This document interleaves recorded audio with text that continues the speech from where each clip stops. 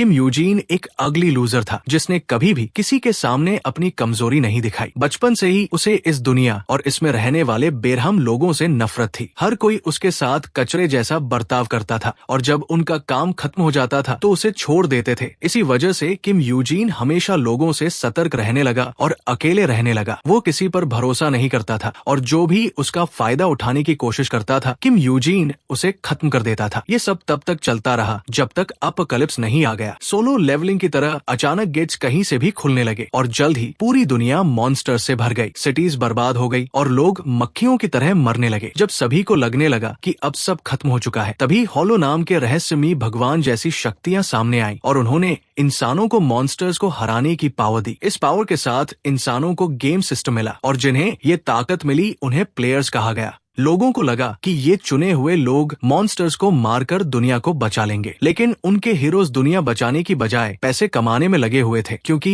Monster business बहुत ज्यादा फायदेमंद था। इतनी बड़ी तबाही के बाद भी किम वुजीन की जिंदगी में कुछ नहीं बदला। वो पहले की तरह अकेला ही था। उसे पहले से ही इंसानों के दिलों में छिपे अंधेरे का पता था। इसलिए जब प्लेयर्स भी नकली और डरपोक निकले जो सिर्फ पैसा कमाना और अपनी ताकत के दम पर दुनिया को कंट्रोल करना चाहते थे, तो किम यूजीन को बिल्कुल भी हैरानी नहीं हुई। किम यूजीन ने फैसला कर लिया था कि वो अपनी पूरी जिंदगी इस हीरो वाली लड़ाई से दूर रहेगा। लेकिन सब कुछ उस दिन बदल गया जब उसकी मुलाकात ली सेजुन से हुई। किम वुजीन की नजर में ली सेजुन इंसानों के बीच एक फरिश्ते जैसा था क्योंकि वो अकेला प्लेयर था जो बिना किसी स्वार्थ के इंसानियत की मदद करता था। ली सेजुन की मौजूदगी इतनी जबरदस्त थी कि उसके जैसी सोच रखने वाले लोग भी दुनिया को बचाने के लिए उसके साथ जुड़ने लगे। किम भी उनसे अलग नहीं था। आखिर वो भी एक इंसान था और उसे भी इंसानियत की सेवा करने की जिम्मेदारी महसूस हुई। इसलिए किम मेसाया गिल्ड में शामिल हो गया और ली सेजुन के साथ उसके मिशन पर निकल पड़ा ताकि सभी मॉन्स्टर्स को खत्म करके इंसानियत को बचाया जा सके। इस दौरान किम ने कई नए दोस्त बनाए जिन पर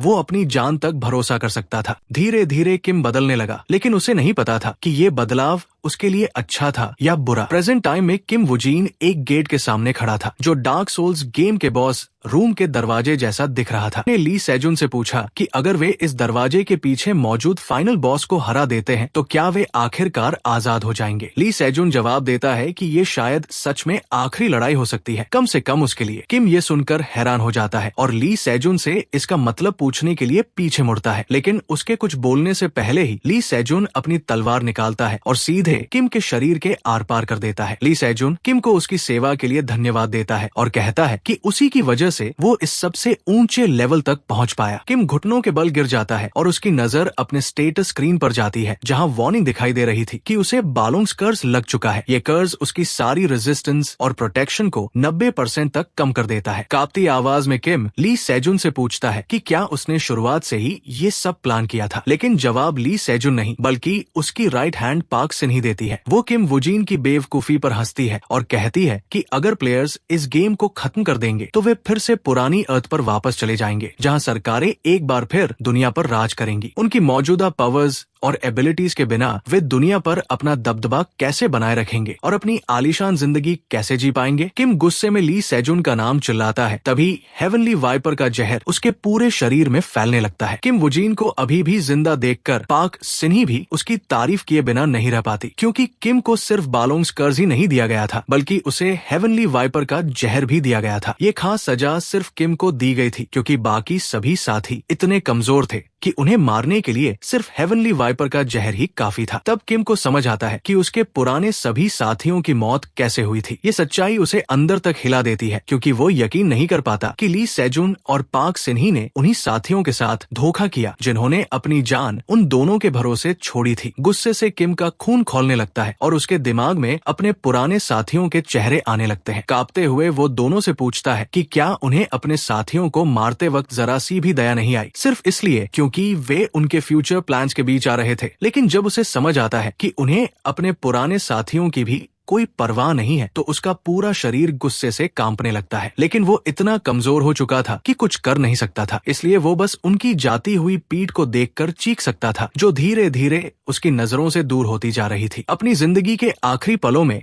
किम को एहसास होता है कि किसी पर भरोसा करना उसकी जिंदगी की सबसे बड़ी गलती थी। वो दुआ करता है कि अगर उसे एक और जिंदगी मिले तो वो फिर कभी वही गलती नहीं दोहराएगा, और इसी के साथ वो अपनी आखिरी सांस छोड़ देता है और जमीन पर गिर जाता है। किम की मौत के तुरंत बाद स्क्रीन पर एक प्रॉम्प्ट दिखाई देता है जो गेम की शुरुआत का संकेत देता है। दूसरी तरफ एक मिलिट्री व्हीकल तेजी से हाईवे पर दौड़ रहा था जिसमें कई मिलिटेंट्स बैठे हुए थे। वे डंजियन से निकल रहे मॉन्स्टर्स की बढ़ती संख्या के बारे में बात कर रहे थे। कुछ लोग डरे हुए थे जबकि कुछ खुश थे, क्योंकि इसका मतलब था कि वे अब ज्यादा पैसा कमा सकते हैं। इन्हीं लोगों के बीच एक आदमी सो रहा था जो अचानक उठ जाता है और हैरानी से चारों तरफ देखने लगता है। वो आदमी कोई और नहीं बल्कि किम था, जो समय में पीछे जाकर उस पल पर पहुंच गया था जब उसकी पावर्स पहली बार जागी थी। किम हैरान था क्योंकि कुछ ही पल पहले ली ने उसके साथ धोखा किया था और वो डंजन में मर गया था, जहाँ उसका शरीर जंगल में सड़ने के लिए छोड़ दिया गया था। लेकिन अब वो फिर से जिंदा था और समय में पीछे आ चुका था, उस समय जब गेम अभी शुरू ही हुआ था। इसके पहले कि वो कुछ समझ पाता, व्हीकल अचानक रुक जाती है क्योंकि ड्राइवर डर के साथ सामने देख रहा था। पूरा हाईवे बड़े और ताकतवर ऑर्क से भरा हुआ था जो उन्हें खतरनाक नजरों से देख रहे थे। ड्राइवर तुरंत बाकी क्रू को जानकारी देता है और सभी अपने हथियार उठाकर ऑर्क्स की भीड़ से लड़ने के लिए तैयार हो जाते हैं। क्रू का चीफ सबको बताता है कि उनके पास एमो कम है, इसलिए हर बुलेट को संभाल कर इस्तेमाल करना होगा। लेकिन अपनी बात खत्म करने से पहले ही उसकी नजर किम पर पड़ती है जो अकेले ही ऑर्क से लड़ रहा था। अपने हाथ में सबमशीन गन लेकर किम वुजीन एक भी बुलेट बर्बाद नहीं करता और अकेले ही पूरे ऑक्स के झुंड को खत्म कर देता है। उसकी सबमशीन गन से निकली हर बुलेट सीधा ऑक्स के सिर पर लगती है। कुछ ही देर में सारे हरे ऑक्स खत्म हो जाते हैं। किम युद्ध के मैदान के बीचों बीच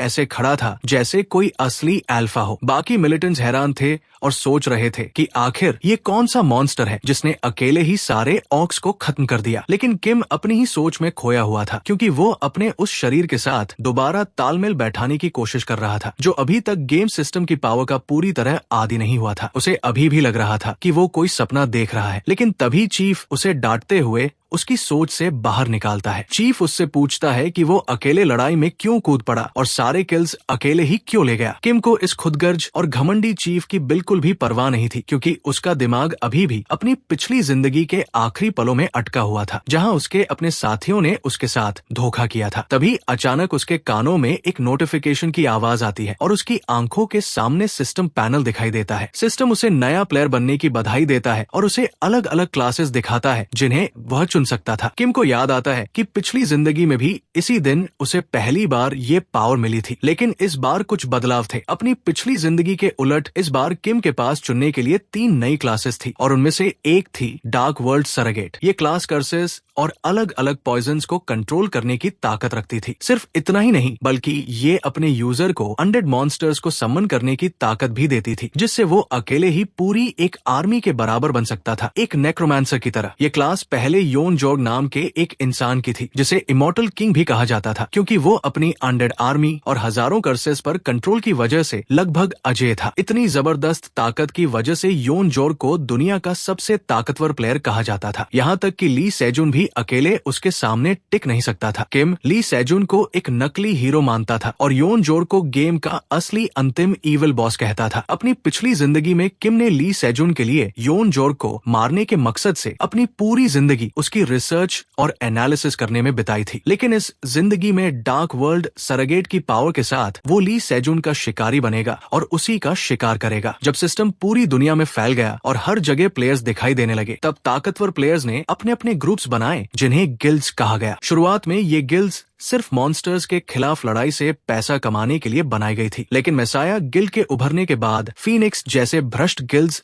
धीरे धीरे खत्म होने लगे क्योंकि लोगों को ऐसे हीरोज मिल गए थे जिन पर वे भरोसा कर सकते थे। कम से कम किम की पिछली जिंदगी में तो यही हुआ था, लेकिन इस जिंदगी में वह जानता था कि मेसाया गिल्ड असल में धोखा देने वाले प्लेयर्स का एक झुंड है। इसीलिए किम इस नई जिंदगी में एक समय के भ्रष्ट फीनिक्स गिल्ड में शामिल होने का फैसला करता है क्योंकि एक बार किसी ने कहा था करप्शन तभी बुरा होता है जब उसमें मेरा फायदा शामिल ना हो। फीनिक्स गिल्ड के हेडक्वार्टर्स में एक आदमी किम को गिल्ड में शामिल होने के लिए कॉन्ट्रैक्ट देता है। वो कॉन्ट्रैक्ट की अलग अलग शर्तें बताता है, जैसे हर बार डंजन क्लियर करने पर उसे अतिरिक्त फीस देनी होगी और ऐसी कई बातें। ये कुछ वैसा ही था जैसा हमने सोलो लेवलिंग में देखा है। किम कॉन्ट्रैक्ट पढ़ता है और समझ जाता है कि सारे रिवॉर्ड्स मिलने के बाद भी उसके पास कोई अच्छा आइटम खरीदने के लिए पर्याप्त पैसे नहीं होंगे, लेकिन इस समय वो इसके बारे में कुछ नहीं कर सकता था, इसलिए वो अगले जरूरी सवाल पर आता है और मैनेजर से पूछता है कि वो उसके प्लेयर स्टेटस की पुष्टि कैसे करेगा, क्योंकि सिस्टम पैनल तो सिर्फ प्लेयर खुद ही देख सकता है। मैनेजर हल्की सी मुस्कान के साथ कहता है कि गिल्ड के पास प्लेयर्स को जांचने का अपना तरीका है। वो किम के सामने 5 कार्ड्स रख देता है और कहता है कि इनमें से कोई भी एक कार्ड चुन लो। अगर कार्ड जलकर खत्म हो जाता है तो इसका मतलब है कि वो सच में एक प्लेयर है, क्योंकि ये 5 स्किल कार्ड्स है। किम की नजर हीमोटॉक्सिन नाम की एक स्किल पर पड़ती है, जो उसकी डार्क वर्ल्ड सरेगेट क्लास की स्किल थी।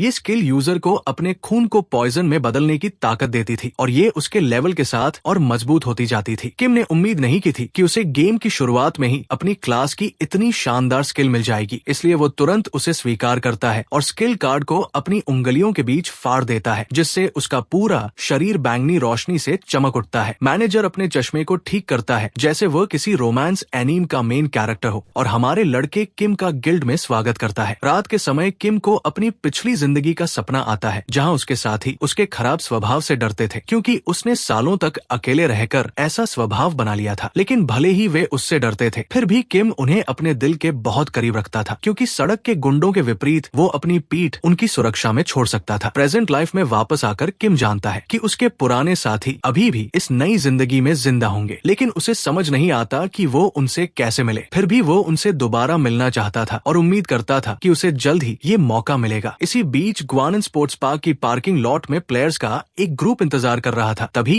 एक गंजा आदमी उनके पास आता है। वो गंजा आदमी सभी को ग्रीट करता है और हैरान होता है कि सब लोग इतनी जल्दी यहाँ पहुँच गए। ग्रुप की एक फीमेल प्लेयर अपनी पहली डंजन हंट को उस गंजे आदमी से बात करने लगती है। उस गंजे आदमी का नाम जूजब था। वो उसकी बातों का मजा लेता है और उसे भरोसा दिलाता है कि वो एक एक्सपर्ट डंजन हंटर है और वो जरूर उसकी रक्षा करेगा। फीमेल प्लेयर खुश हो जाती है और मजाक में कहती है कि अगर वे बच गए तो बाद में उसे खास इनाम देगी। गंजे आदमी के साथ ग्रुप का आखिरी मेंबर अभी भी गायब था और वो कोई और नहीं बल्कि हमारा गरीब लड़का किम था, जो अपनी पुरानी टूटी फूटी कार में वहाँ पहुँचता है। जी, ग्रुप के कुछ लोग उसका मजाक उड़ाते हैं क्योंकि वो गरीब था, जबकि कुछ लोग उसके देर से आने पर नाराज होते हैं। एक आदमी तो ये तक कह देता है कि जो इंसान अच्छी कार तक नहीं खरीद सकता, वो पहली डंजन हंट में जिंदा कैसे बचेगा। हथियार खरीदना तो बहुत दूर की बात है। गंजा आदमी उनकी बकवास से परेशान हो जाता है और उनसे कहता है कि किम को अकेला छोड़ दें, क्योंकि उसे डंजन हंट की योजना पर चर्चा करनी है। जिस डंजन में वे जाने वाले थे वो एक ई रैंक डंजन था, जिसमें सिर्फ सबसे कमजोर गॉब्लिन्स मौजूद थे। लेकिन ऐसे कमजोर डंजन्स के भी सख्त नियम थे, क्योंकि उनमें सिर्फ लेवल 10 या उससे नीचे के प्लेयर्स ही एंट्री कर सकते थे। पार्टी साइज भी ज्यादा से ज्यादा 5 प्लेयर्स तक सीमित थी, इसलिए किम की टीम में सिर्फ 5 मेंबर थे। मीटिंग रूम के अंदर फीनिक्स गिल्ड का मैनेजर उन्हें समझाता है कि डंजन हंट का मुख्य मिशन सभी गॉब्लिन्स को खत्म करना और जिंदा बाहर निकलना है। समझाने के बाद मैनेजर उनसे अपना इन्वेंट्री चेक करने के लिए कहता है, जिससे एक प्लेयर हैरान हो जाता है क्योंकि उसके इन्वेंट्री में कुछ एक्स्ट्रा चीजें आ गई थी। दूसरी तरफ किम एक विलन की तरह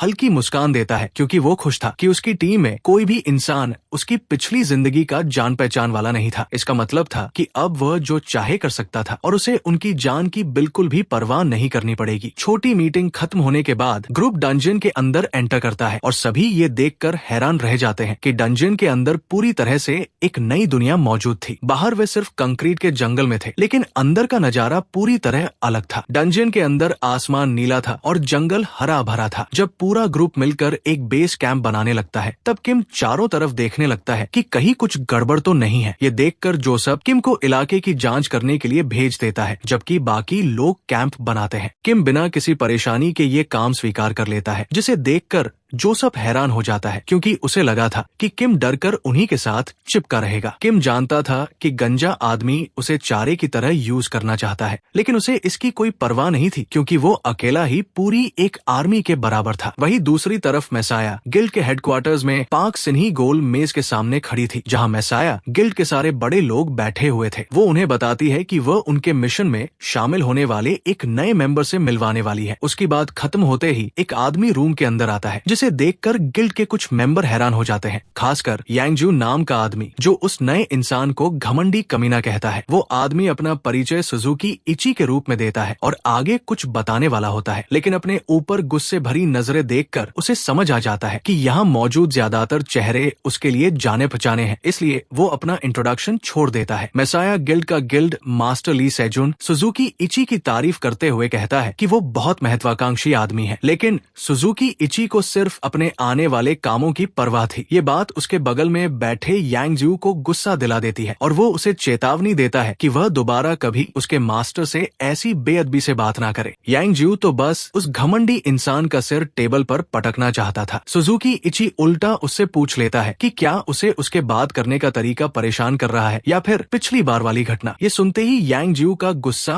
और बढ़ जाता है। वो वही ड्यूल करने के लिए तैयार हो जाता है ताकि अपनी इज्जत वापस ले सके, लेकिन ली सेजुन सिर्फ एक शब्द बोलता है और यांग जू तुरंत शांत होकर वापस अपनी सीट पर बैठ जाता है। फिलहाल यांग जू अपना गुस्सा दबा लेता है और मन ही मन सोचता है कि अगली बार मौका मिला तो वो सुजुकी इची का घमंड जरूर तोड़ेगा। जब माहौल शांत हो जाता है तो पार्क सिन्ही पिछले असाइनमेंट के बारे में पूछती है। एक मेंबर जवाब देता है कि अगर सिर्फ मिनरल लाना है तो उन्हें लगभग 3 दिन लगेंगे। ली सेजुन ये सुनकर डेडलाइन को अप्रूव कर देता है। वापस किम की तरफ आते हैं। किम डंजन में घूमता रहता है और उन क्लूज को ढूंढता है जिनके बारे में उसे अपनी पिछली जिंदगी से पता था। कुछ देर बाद उसे एक पेड़ मिल जाता है जिस पर मार्क बने हुए थे। उसे देखते ही उसे अपना मेंटोर याद आ जाता है जिसने उसे सिखाया था कि छोटी से छोटी इन्फॉर्मेशन भी इंसान के जिंदा बचने के चांस को बढ़ा सकती है। वो मेंटोर कोई और नहीं बल्कि सुजुकी इची था। सुजुकी इची ने किम को सिर्फ इसलिए सिखाया था क्योंकि वो मेसाया गिल्ड का मेंबर था। किम जानता था कि सुजुकी इची असल में मेसाया गिल्ड का एक हंटिंग डॉग था, लेकिन फिर भी वो उसकी दी हुई सीख से खुश था क्योंकि वही चीजें आगे जाकर मेसाया गिल्ड को खत्म करने में उसकी मदद करेंगी। तभी अचानक एक पत्थर उसके चेहरे के पास से गुजरता हुआ पीछे पेड़ पर जाकर लगता है। किम तुरंत उस तरफ देखता है जहाँ से पत्थर आया था। वहाँ गॉब्लिन्स का एक ग्रुप खड़ा था जो उसे टुकड़े टुकड़े करने का इंतजार कर रहा था। अपनी पिछली जिंदगी में इस स्टेज पर किम सिर्फ गॉब्लिन्स से छुप सकता था, लेकिन इस जिंदगी में ये गॉब्लिन्स उसके लिए सिर्फ प्रैक्टिस टारगेट थे जिन पर वो अपनी हीमोटॉक्सिन स्किल को टेस्ट कर सकता था। किम अपने हाथ पर कट लगाता है और अपनी स्वॉर्ड पर जहरीला खून लगा देता है। फिर वो उसी पॉइजन ब्लेड से गॉब्लिन्स को काटना शुरू कर देता है ताकि स्किल की ताकत देख सके। हालांकि पॉइजन का असर अभी ज्यादा मजबूत नहीं था, लेकिन किम फिर भी खुश था क्योंकि गॉब्लिन्स के अटैक पैटर्न बहुत आसान थे। वे मॉन्स्टर्स में सबसे आसान दुश्मनों में गिने जाते थे, लेकिन किम ये भी जानता था कि अगर बहुत सारे गॉब्लिन्स एक साथ हमला कर दें तो उसका पॉइजन ब्लड भी उन्हें नहीं रोक पाएगा। इसलिए वो अपनी मैजिक स्टोरेज से अपना ट्रम्प कार्ड निकालता है। ये गॉब्लिन लॉर्ड की विप थी जिसे खास तौर पर गॉब्लिन्स को डराने के लिए बनाया गया था। इसका असर कुछ ऐसा था जैसे कोई मालिक हाथ में चाबुक लेकर अपने गुलामों की तरफ बढ़ रहा हो। विप को देखते ही गॉब्लिन्स डर जाते हैं और किम पर हमला करने की हिम्मत नहीं कर पाते। दूसरी तरफ किम के साथ डंजन में आए बाकी प्लेयर्स इतने लकी नहीं थे। उन्हें कुछ ही देर में गॉब्लिन्स के एक बड़े झुंड ने घेर लिया। गंजा जोसेफ बिल्कुल नहीं डरता और एक गॉब्लिन को आसानी से मार गिराता है। उसके बाद वह अपने साथियों के सामने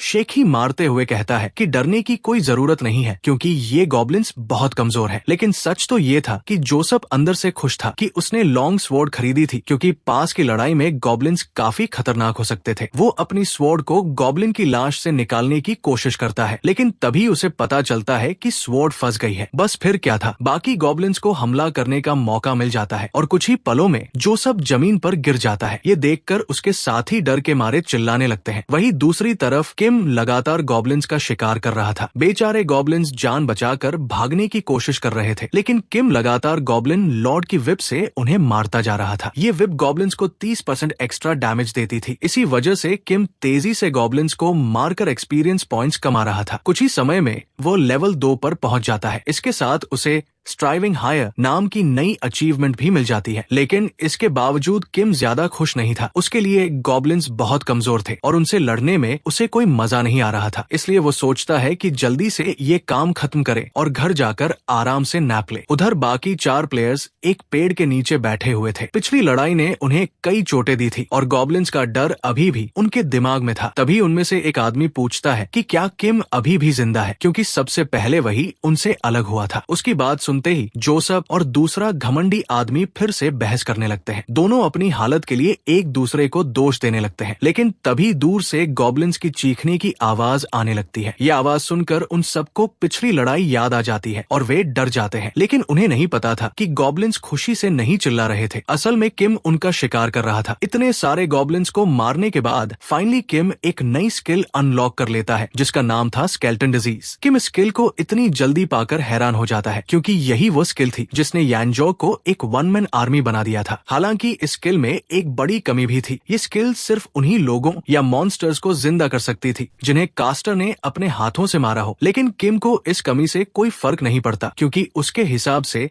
उसकी अभी की स्टेज पर पावर बढ़ाने के लिए इससे बेहतर स्किल कोई नहीं थी। इसलिए वो तुरंत पास पड़े एक मरे हुए गॉब्लिन पर स्किल यूज करता है और कुछ ही पल बाद एक गॉब्लिन स्केल्टन दोबारा खड़ा हो जाता है। स्केल्टन की आंखों में चमक देखकर किम खुश हो जाता है। ये बिल्कुल किसी ऐसे योद्धा की नजर थी जो सिर्फ लड़ाई के लिए पैदा हुआ हो। सुन जिन वू का अपना वर्जन बनने के बाद किम फैसला करता है कि वह अपने पहले मिनियन को एक लेवल एक गॉब्लिन के खिलाफ टेस्ट करेगा। गॉब्लिन स्केल्टन थोड़ी देर तक संघर्ष करता है, लेकिन आखिर में वो असली गॉब्लिन को मार देता है। फिर भी किम थोड़ा निराश हो जाता है। वैसे तो उसे इससे ज्यादा उम्मीद नहीं थी, लेकिन फिर भी नतीजा उसकी उम्मीद से कमजोर था। वो सोचता है कि शायद इसकी वजह उसके कम मैजिक स्टैट्स है, क्योंकि ये स्किल इंटेलिजेंस के साथ स्केल होती है। आखिर में वह इस बात को छोड़ देता है, क्योंकि उसने स्केल्टन को अपना मेन अटैक वेपन बनाने का प्लान वैसे भी नहीं किया था। इसके बजाय उसकी नजर उन इंसानों की लाशों पर जाती है जो उससे पहले इस डंजन में आए थे और मारे गए थे। गॉब्लिन्स ने उनके साथ जो बुरा सलूक किया था उसे देखकर किम का इरादा और मजबूत हो जाता है कि वह इन सभी गॉब्लिन्स का सफाया करके रहेगा। उधर एक केव के अंदर किम के बाकी टीममेट्स डर के मारे छिपे हुए थे। पिछली लड़ाई ने उन्हें शारीरिक और मानसिक दोनों तरह से बुरी तरह हिला दिया था। गंजा जोसेफ खुद पर गुस्सा था, क्योंकि वो खुद को एक कमजोर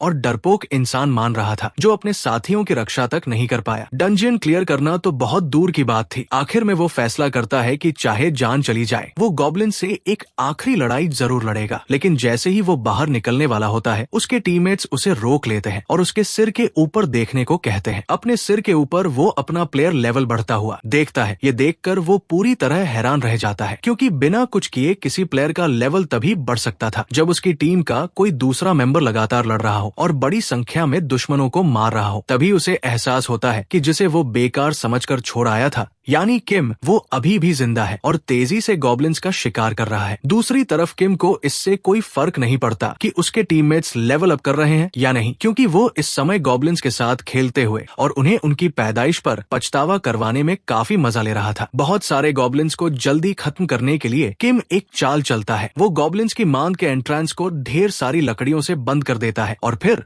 उनमें आग लगा देता है। जल्द ही केव के अंदर धुएं का बड़ा बादल भर जाता है। धुआं पूरे केव में फैल जाता है और अंदर मौजूद गॉब्लिन्स का दम घुटने लगता है। ये देखकर किम के चेहरे पर मुस्कान आ जाती है। उसके लिए ये उन प्लेयर्स का बदला था जिन्हें इससे पहले गॉब्लिन्स ने मार दिया था। जब सारे गॉब्लिन्स पूरी तरह भुन जाते हैं, तब किम गॉब्लिन चैंपियन का इंतजार करने लगता है, लेकिन काफी देर तक उसे गॉब्लिन चैंपियन दिखाई नहीं देता। इसलिए वो दूसरी गॉब्लिन लेयर्स ढूंढने के लिए जाने वाला ही था कि अचानक पूरी जमीन कांपने लगती है। तभी जमीन के नीचे से एक विशाल और डरावना गॉब्लिन बाहर निकलता है। अपने सारे साथी जले हुए देखकर वो गुस्से में किम की तरफ घूरता है। गॉब्लिन चैंपियन को सामने देखकर किम काफी एक्साइटेड हो जाता है, क्योंकि अब उसे ढूंढने के लिए कहीं और नहीं जाना पड़ेगा। अपनी पिछली जिंदगी में यही गॉब्लिन चैंपियन अनगिनत न्यूबी प्लेयर्स की जान ले चुका था। आखिर में मेसाया गिल्ड को आकर इसे मारना पड़ा था। नए प्लेयर्स के लिए गॉब्लिन चैंपियन किसी ग्रिम रीपर से कम नहीं था। इसीलिए इस नई जिंदगी में किम ने पहले ही एक्शन लेने का फैसला किया था, ताकि ये मॉन्स्टर किसी और की जान न ले सके। किम अपनी स्वॉर्ड निकालता है और लड़ाई के लिए तैयार हो जाता है, लेकिन उसके आगे बढ़ने से पहले ही उसका स्केल्टन मिनियन खुद ही गॉब्लिन चैंपियन पर टूट पड़ता है। किम नोटिस करता है कि स्केल्टन की आंखों की चमक बदल चुकी है, इसलिए वो फैसला करता है कि उसे एक और मौका दिया जाए ताकि वो अपनी कीमत साबित कर सके। हाथ में स्वॉर्ड लिए स्केल्टन सीधे गॉब्लिन चैंपियन को घूरता है। स्केल्टन की आंखों में किलिंग इंटेंट देखकर गॉब्लिन चैंपियन तुरंत हमला कर देता है, लेकिन स्केल्टन फुर्ती से नीचे फिसलता है और गॉब्लिन चैंपियन के पैरों पर वार कर देता है। ये अटैक पैटर्न देखकर किम चौंक जाता है, क्योंकि ये उसे अपनी पिछली जिंदगी की एक लड़ाई की याद दिलाता है। उस समय उसकी पूरी टीम एक दो पैरों वाले मॉन्स्टर के सामने संघर्ष कर रही थी। तब किम आगे आया था और मॉन्स्टर के पैरों पर हमला किया था। मॉन्स्टर घुटनों पर गिर गया था और उसके टीममेट्स ने आसानी से उसे खत्म कर दिया था। अब इस नई जिंदगी में स्केल्टन बिल्कुल वही स्ट्रैटेजी यूज कर रहा था। इतना ही नहीं, वो किम की पूरी फाइटिंग स्टाइल की नकल भी कर रहा था। ये देखकर किम काफी हैरान हो जाता है। उसे उम्मीद नहीं थी कि स्केल्टन उसकी कॉम्बैट स्टाइल के आधार पर बनेगा, लेकिन फिर उसे स्किल की डिस्क्रिप्शन याद आती है। उसमें लिखा था कि समन किए गए मिनियंस यूजर के मैजिक से अफेक्ट होते हैं। जब किम इस बारे में सोच रहा था, उसी दौरान स्केलेटन गॉब्लिन चैंपियन को हरा देता है और अपने मास्टर के अगले आदेश का इंतजार करने लगता है। किम स्केलेटन से कहता है कि अपनी पिछली जिंदगी में उसने हर तरह के हथियार यूज किए थे और 1-on-1 कॉम्बैट में उसका कोई मुकाबला नहीं था, लेकिन अब इस नए बदलाव के बाद उसे अपने प्लान्स बदलने की जरूरत महसूस हो रही थी। गॉब्लिन चैंपियन को मारने के बाद किम को उसकी क्लास की तरफ से एक लेजेंडरी स्किल पेज मिलता है। ये रिवॉर्ड उसे पूरे गॉब्लिन डंजन को अकेले क्लियर करने की वजह से मिला था। किम ने उम्मीद नहीं की थी कि उसे गेम की शुरुआत में ही लेजेंडरी स्किल मिल जाएगी, लेकिन जाहिर है उसे इससे कोई शिकायत नहीं थी। उधर रियल वर्ल्ड में फीनिक्स गिल्ड का मैनेजर ये सुनकर दंग रह जाता है कि डंजन पहले ही क्लियर हो चुका है। उसे बिल्कुल उम्मीद नहीं थी कि एक न्यूबी टीम सिर्फ एक दिन में डंजन क्लियर कर देगी। वो जल्दी से बाहर भागता है और देखता है कि टीम के 5 में से सिर्फ 4 मेंबर बाहर निकले हैं। वो किम के लिए दुख मनाने ही वाला था कि तभी उसे एक और परछाई बाहर आती हुई दिखाई देती है और वो कोई और नहीं बल्कि किम था। उसी किम के लिए मैनेजर अभी भगवान से प्रार्थना करने वाला था। दूसरी तरफ जोसेफ, जो बड़ी मुश्किल से डंजन से जिंदा बाहर निकला था, किम को देखकर डर जाता है। उसे यकीन नहीं हो रहा था कि किम अकेले पूरा डंजन क्लियर कर सकता है। किम आराम से बाहर निकल रहा था और उसकी ऑरा बाकी सबको दबा रही थी। अब जोसेफ सोचने लगता है कि आखिर किम की असली पहचान क्या है, क्योंकि इतनी ताकत वाला इंसान कोई साधारण आदमी नहीं हो सकता। लेकिन इन सब के बावजूद दुनिया की नजर में किम अभी भी सिर्फ एक नामहीन प्लेयर था। मेसाया गिल्ड की पॉपुलैरिटी लगातार बढ़ती जा रही थी, क्योंकि लोग प्लेयर्स की बढ़ती हुई डिमांड से परेशान हो चुके थे। जहां बाकी गिल्ड्स के प्लेयर्स डंजन्स क्लियर करने के बदले पब्लिक और गवर्नमेंट से मोटा पैसा वसूल रहे थे, वहीं मेसाया गिल्ड भी वही काम कर रही थी, लेकिन मुफ्त में। और अगर इतना काफी नहीं था तो उन्होंने कोरिया के इतिहास का सबसे ऊंचा फ्लोर डंजन भी क्लियर कर दिया था, जिसे उनसे पहले कोई गिल्ड क्लियर नहीं कर पाई थी। और दुनिया की बाकी चीजों की तरह कैपिटलिज्म ने डंजन हंटिंग और प्लेस पर भी अपनी पकड़ बना रखी थी। अलग अलग कॉर्पोरेशंस अलग अलग गिल्ड्स को सपोर्ट कर रही थी और मेसाया गिल्ड भी इससे अलग नहीं थी। अपनी हाल की जीत के बाद मेसाया गिल्ड का मार्केट शेयर सबसे ऊपर पहुंच गया था। ये देखकर बाकी गिल्ड्स और उन बिजनेसमैन का खून जल रहा था जिन्होंने प्लेयर्स पर अपना पैसा लगाया हुआ था। उन लोगों में से एक था जोसेफ। इस समय जोसेफ शराब पीकर अपना दुख भुलाने की कोशिश कर रहा था और मेसाया गिल्ड की बुराई कर रहा था। उसके पास बैठा उसका दोस्त उसकी बकवास सुन रहा था। तभी उसकी नजर जोसेफ के माथे पर लगी चोट पर पड़ती है। जोसेफ को ये बताने में शर्म आ रही थी कि उसे एक गॉब्लिन ने घायल किया था, इसलिए वो झूठ बोल देता है कि उसे चोट किम की वजह से लगी थी। वो कहानी बनाता है कि किम ने एक कीमती आइटम पाने के लिए अपने टीममेट्स की जान की परवाह नहीं की और उन्हें छोड़ दिया। जल्द ही उसका झूठ एक रूमर बन जाता है और देखते ही देखते पूरा गिल्ड ये मानने लगता है कि किम एक लालची प्लेयर है जिसे अपने टीममेट्स की जान की कोई परवाह नहीं है। उधर किम को इन रूमर्स के बारे में कुछ भी पता नहीं था। वो इस समय ली सेजुन तक पहुंचने का तरीका ढूंढ रहा था, लेकिन बिना किसी को शक हुए। एक लीड मिलने के बाद वो और पैसा कमाने के लिए गिल्ड पहुंचता है, लेकिन इसके लिए उसे और डंजन्स क्लियर करने पड़ेंगे। जब वो गिल्ड पहुंचता है तो उसे बताया जाता है कि कोई भी प्लेयर उसके साथ डंजन हंट के लिए टीम अप नहीं करना चाहता। तभी उसे अपने बारे में फैल रहे रूमर्स का पता चलता है। लेकिन हैरानी की बात ये थी कि किम अंदर ही अंदर खुश हो जाता है, क्योंकि अब उसे अकेले डंजन हंट करने के लिए बहाने नहीं बनाने पड़ेंगे। उधर गिल्ड का मैनेजर और एक एग्जीक्यूटिव उस ORC डंजन के बारे में बात कर रहे थे जिसके लिए किम ने रिक्वेस्ट डाली थी। एग्जीक्यूटिव को याद आता है कि यही वही डंजन था जिसे राइजिंग स्टार जॉन योंग्यो और उसकी पार्टी भी क्लियर नहीं कर पाई थी। मैनेजर को थोड़ा डर था कि कहीं किम खुद को जरूरत से ज्यादा ताकतवर तो नहीं समझ रहा, लेकिन एग्जीक्यूटिव कहता है कि किम को जो करना है करने दो, क्या पता वो सबको कोई बड़ा सरप्राइज दे दे। दूसरी तरफ किम को इन बातों का कोई पता नहीं था। उसके दिमाग में सिर्फ ली सेजुन से बदला लेने का गोल था और उसे वहां तक पहुंचने का सही रास्ता भी मिल चुका था। उस रात किम अपनी पुरानी एक 950S वाली टूटी फूटी कार चलाकर डंजन गेट की लोकेशन पर पहुंचता है। गिल्ड का एक ऑफिशियल उसे डंजन तक ले जाता है और मिशन की डिटेल्स समझाने लगता है। उस डंजन का नाम ORC हंटर था। ये C क्लास का 3rd फ्लोर डंजन था। इस डंजन को क्लियर करने के लिए रेकमेंडेड लेवल 13 था, जो कि किम के मौजूदा लेवल से काफी ज्यादा था। हालांकि किम जानता था कि अभी उसकी ताकत इस डंजन के लिए थोड़ी कम है, लेकिन उसके पास एक स्ट्रैटेजी थी जो उसे अकेले डंजन क्लियर करने में मदद कर सकती थी। उसके लिए उसे सबसे पहले एक ओआरसी को मारना होगा और फिर उसके स्केलेटन को समन करना होगा ताकि वो उसके लिए लड़ सके। लेकिन उसके लेवल पर एक ओआरसी को मारना भी आसान नहीं था। फिर भी किम का सालों का कॉम्बैट एक्सपीरियंस इस कमी को काफी हद तक पूरा कर देता है। वो वही स्ट्रैटेजी यूज करता है जो उसके स्केलेटन मिनियन ने गॉब्लिन चैंपियन के खिलाफ यूज की थी।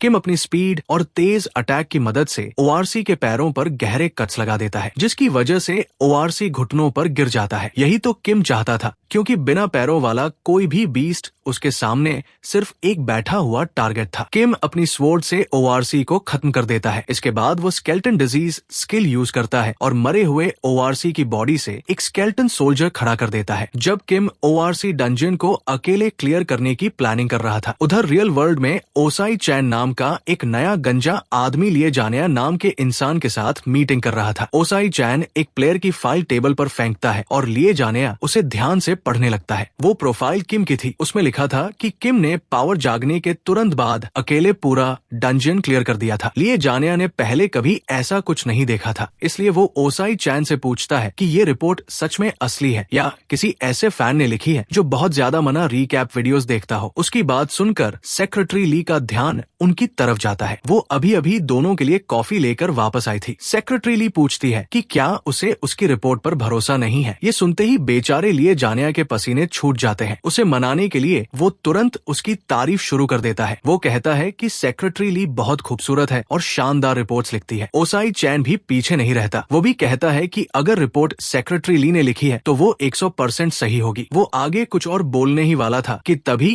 उसके मुंह में कॉफी का स्वाद आता है। कॉफी पीते ही उसका चेहरा बिगड़ जाता है। वो सेक्रेटरी ली से पूछता है कि क्या उसने प्रीमियम कॉफी की जगह इंस्टेंट कॉफी खरीदी है। सेक्रेटरी ली बताती है कि फीनिक्स गिल्ड की मीटिंग के दौरान उसने ये इंस्टेंट कॉफी खरीदी थी और रिपोर्ट भी रीयूजेबल पेपर पर लिखी थी ताकि पैसे बच सके। ये सुनते ही ओसाई चैन का व्यवहार एकदम बदल जाता है। वो तुरंत इंस्टेंट कॉफी को ऐसे पीने लगता है जैसे दुनिया की सबसे स्वादिष्ट कॉफी हो। ये देखकर लिए जानिया मन ही मन उसे जज करने लगता है। उसे याद आता है कि ओसाई चैन पैसे बचाने के मामले में कितना कंजूस है। वो तो यहाँ तक सोचता है कि शायद इसी कंजूसी की वजह से उसके सिर के बाल भी चले गए। अगर ओसाई चैन उसके मन की बात सुन लेता तो शायद वही लड़ाई शुरू हो जाती। ओसाई चैन जल्दी से टॉपिक बदल देता है और सेक्रेटरी ली से पूछता है कि क्या उन्हें किसी नए डंजन के राइट्स खरीदने में सफलता मिली। सेक्रेटरी ली जवाब देती है कि उसने कई डंजन्स देखे थे लेकिन वे सभी बहुत महंगे थे। ये सुनकर लिए जानिया को वो डंजन याद आता है जिसे ओसाई चैन ने बचा कर रखा था। लेकिन ओसाई चैन कहता है कि उस डंजन के बारे में सोचने की जरूरत नहीं है क्योंकि उसने उसके लिए क्लियर करने के लिए कुछ और डंजन्स पहले से तैयार कर रखे हैं। लिए जानिया का मूड पूरी तरह खराब हो जाता है और वो ओसाई चैन से कहता है कि उसे थोड़ा आराम चाहिए क्योंकि उसने कल ही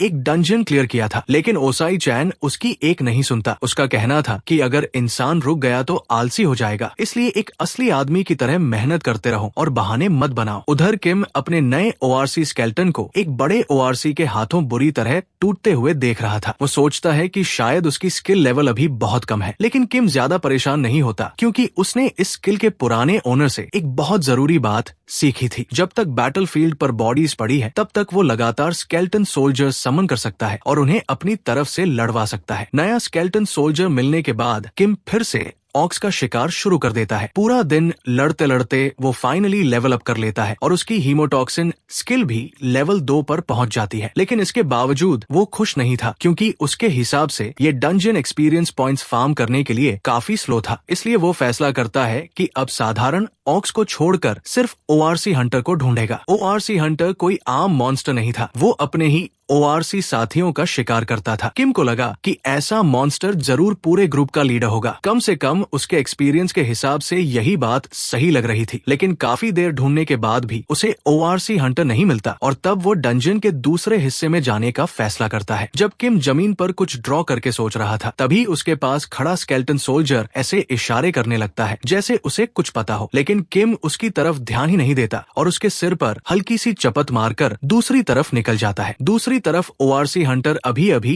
एक ओआरसी का शिकार करके उसकी बॉडी घसीट रहा था और बॉडी से गिरता खून पीछे एक ट्रेल छोड़ रहा था। उसी ब्लड ट्रेल को फॉलो करते करते किम आखिरकार डंजियन बॉस तक पहुंच जाता है। एक अनुभवी हंटर होने के नाते किम जानता था कि डंजियन बॉस के खिलाफ 1-on-1 फाइट करना बहुत खतरनाक होता है, इसलिए वो सीधी लड़ाई की बजाय एक चालाक प्लान बनाता है। वह अपने इन्वेंट्री से बो और एरो निकालता है और अपनी लेवल 2 हीमोटॉक्सिन स्किल का जहरीला खून एरो पर लगा देता है। उसका प्लान था पहले ओआरसी हंटर को पॉइजन करना, फिर उसे कमजोर करना और उसके बाद स्केलेटन सोल्जर की मदद से उसे खत्म कर देना। प्लान तैयार करने के बाद वो स्केलेटन सोल्जर को आगे भेजता है ताकि ओआरसी हंटर का ध्यान भटक जाए। ओआरसी हंटर की स्किन बहुत मोटी थी, इसलिए किम उसकी सबसे बड़ी कमजोरी को टारगेट करता है, उसकी आंखें। जैसे ही एरो बो से निकलता है वो सीधा ओआरसी हंटर की बाई आंख में जाकर घुस जाता है। ओआरसी हंटर दर्द से पीछे उछल जाता है और उसकी आंख से खून बहने लगता है, लेकिन असली परेशानी अभी शुरू हुई थी। चोट लगने के कुछ ही सेकंड बाद उसे महसूस होता है कि पॉइजन भी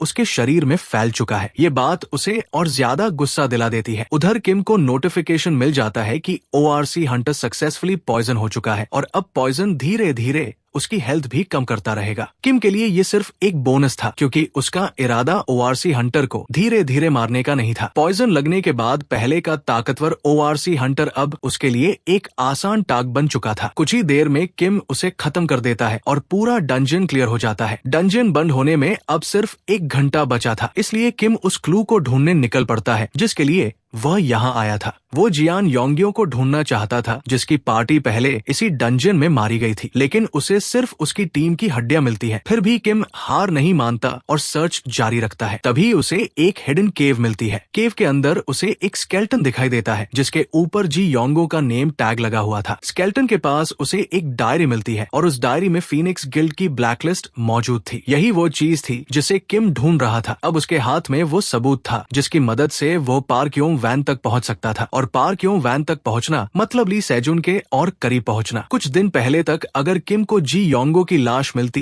तो वो निराश हो जाता, लेकिन अब उसके पास आइज ऑफ अनुबिस नाम की लेजेंडरी स्किल थी जो उसे मरे हुए लोगों की मेमोरीज देखने की ताकत देती थी। इसी वजह से जी योंगो की मौत अब उसके लिए प्रॉब्लम नहीं बल्कि अपॉर्चुनिटी बन चुकी थी। किम स्केलेटन की खोपड़ी उठाता है और उसकी खाली आंखों में देखने लगता है। आइज ऑफ अनुबिस एक्टिवेट होते ही उसके सामने मेमोरीज चलने लगती है। वो देखता है कि जी योंगो अपने ही साथियों के साथ धोखा कर रहा था। उसे पता था कि ह्यूमन हंटिंग कानून के खिलाफ है, फिर भी उसे कोई डर नहीं था क्योंकि उसे पूरा भरोसा था कि पार्क्योंग वैन उसे बचा लेगा। मेमोरीज खत्म होने के बाद किम वापस रियलिटी में लौट आता है। ये स्किल उसकी बाकी सारी स्किल से कहीं ज्यादा मैजिक खा जाती थी, इसलिए वो काफी थक चुका था, लेकिन इसके बावजूद उसे लगता है कि इतनी जरूरी इन्फॉर्मेशन के लिए ये कीमत छोटी थी। अब उसके पास पार्क्योंग वैन के खिलाफ इस्तेमाल करने के लिए काफी सबूत मौजूद थे। उधर रियल वर्ल्ड में पार्क्योंग वैन के ऑफिस के अंदर एक मैनेजर घुटनों के बल बैठा हुआ था, जबकि पार्क्योंग वैन का साइडकिक उसे बुरी तरह पीट रहा था। ये वही मैनेजर था जिसने किम को वो डंजियन अकेले क्लियर करने के लिए दिया था। असल में पार्क्योंग वैन के उस डंजियन को लेकर कुछ और प्लान्स थे और इसी वजह से वो मैनेजर पर बुरी तरह गुस्सा था। आखिर में वो अपनी सेक्रेटरी को कहता है कि इस आदमी का ख्याल रखा जाए, लेकिन यहाँ ख्याल रखने का मतलब उसकी मदद करना नहीं था। उसका मतलब था उसे सीधे गुलैग भेज देना। बेचारा मैनेजर लगातार रहम की भीख मांगता रहता है, लेकिन वहाँ मौजूद किसी भी इंसान को उस पर जरा सी भी दया नहीं आती। पार्क्योंग दूसरी तरफ किम में काफी इंटरेस्ट लेने लगा था। आखिर कोई न्यूबी प्लेयर अकेले पूरा डंजियन क्लियर कर दे, ऐसी बात रोज रोज देखने को नहीं मिलती। लेकिन उसकी सेक्रेटरी उसे किम के बारे में फैले हुए बुरे रूमर्स याद दिलाती है। वो कहती है कि किम एक ऐसा इंसान है जो अपने टीममेट्स को भी धोखा देने से नहीं हिचकेगा। पार्क्योंग को किम की रेपुटेशन से ज्यादा फर्क नहीं पड़ता, लेकिन वो ये जरूर मानता है कि आगे चलकर किम को मुश्किलों का सामना करना पड़ेगा, क्योंकि हाई लेवल डंजियंस अकेले क्लियर करना दिन ब दिन और खतरनाक होता जाएगा। पार्क्योंग अपनी बात पूरी भी नहीं कर पाता कि तभी गिल्ड रिसेप्शनिस्ट का मैसेज आता है कि किम उससे मिलने ऑफिस के बाहर खड़ा है। ये सुनते ही पार्क्योंग वैन की इंटरेस्ट और बढ़ जाती है। उसके लिए ये ऐसा था जैसे कोई भेड़ खुद चलकर शेर की मांद में आ गई हो। उधर फीनिक्स गिल्ड हेडक्वार्टर्स में हायर अप्स नए A+ रैंक डंजियन की बिडिंग को लेकर चर्चा कर रहे थे। क्योंकि ये अब तक का सबसे हाई रेटेड डंजियन था, इसलिए सभी गिल्ड्स ने मिलकर हिस्सा लेने का फैसला किया था और हर गिल्ड को 20 प्लेयर्स भेजने थे। फीनिक्स गिल्ड के 18 स्लॉट्स पहले ही तीनों फैक्शंस में बराबर बांट दिए गए थे और अब सिर्फ 2 स्लॉट्स खाली बचे थे। इसी वजह से हायर अप्स पर काफी प्रेशर था था क्योंकि उन्हें समझ नहीं आ रहा था कि बाकी 2 प्लेयर्स कौन होंगे। तभी एक एग्जीक्यूटिव के पास पार्क योंग वैन का कॉल आता है। पार्क योंग उससे कहता है कि बचे हुए 2 स्लॉट्स में से एक स्लॉट किम को दे दिया जाए। ये सुनकर एग्जीक्यूटिव पूरी तरह हैरान रह जाता है क्योंकि उसे उम्मीद नहीं थी कि पार्क योंग जैसा आदमी किम के लिए ऐसी रिक्वेस्ट करेगा। उसे लगने लगता है कि इसके पीछे जरूर कोई छुपा हुआ गेम चल रहा है, लेकिन चूंकि ये मामला फैक्शंस और किम के बीच का था इसलिए वो ज्यादा दखल नहीं देता। वापस पार्क योंग वैन की तरफ आते हैं। वो ऑफिस की खिड़की से बाहर देख रहा था जब उसकी सेक्रेटरी उससे पूछती है कि आखिर उसने किम को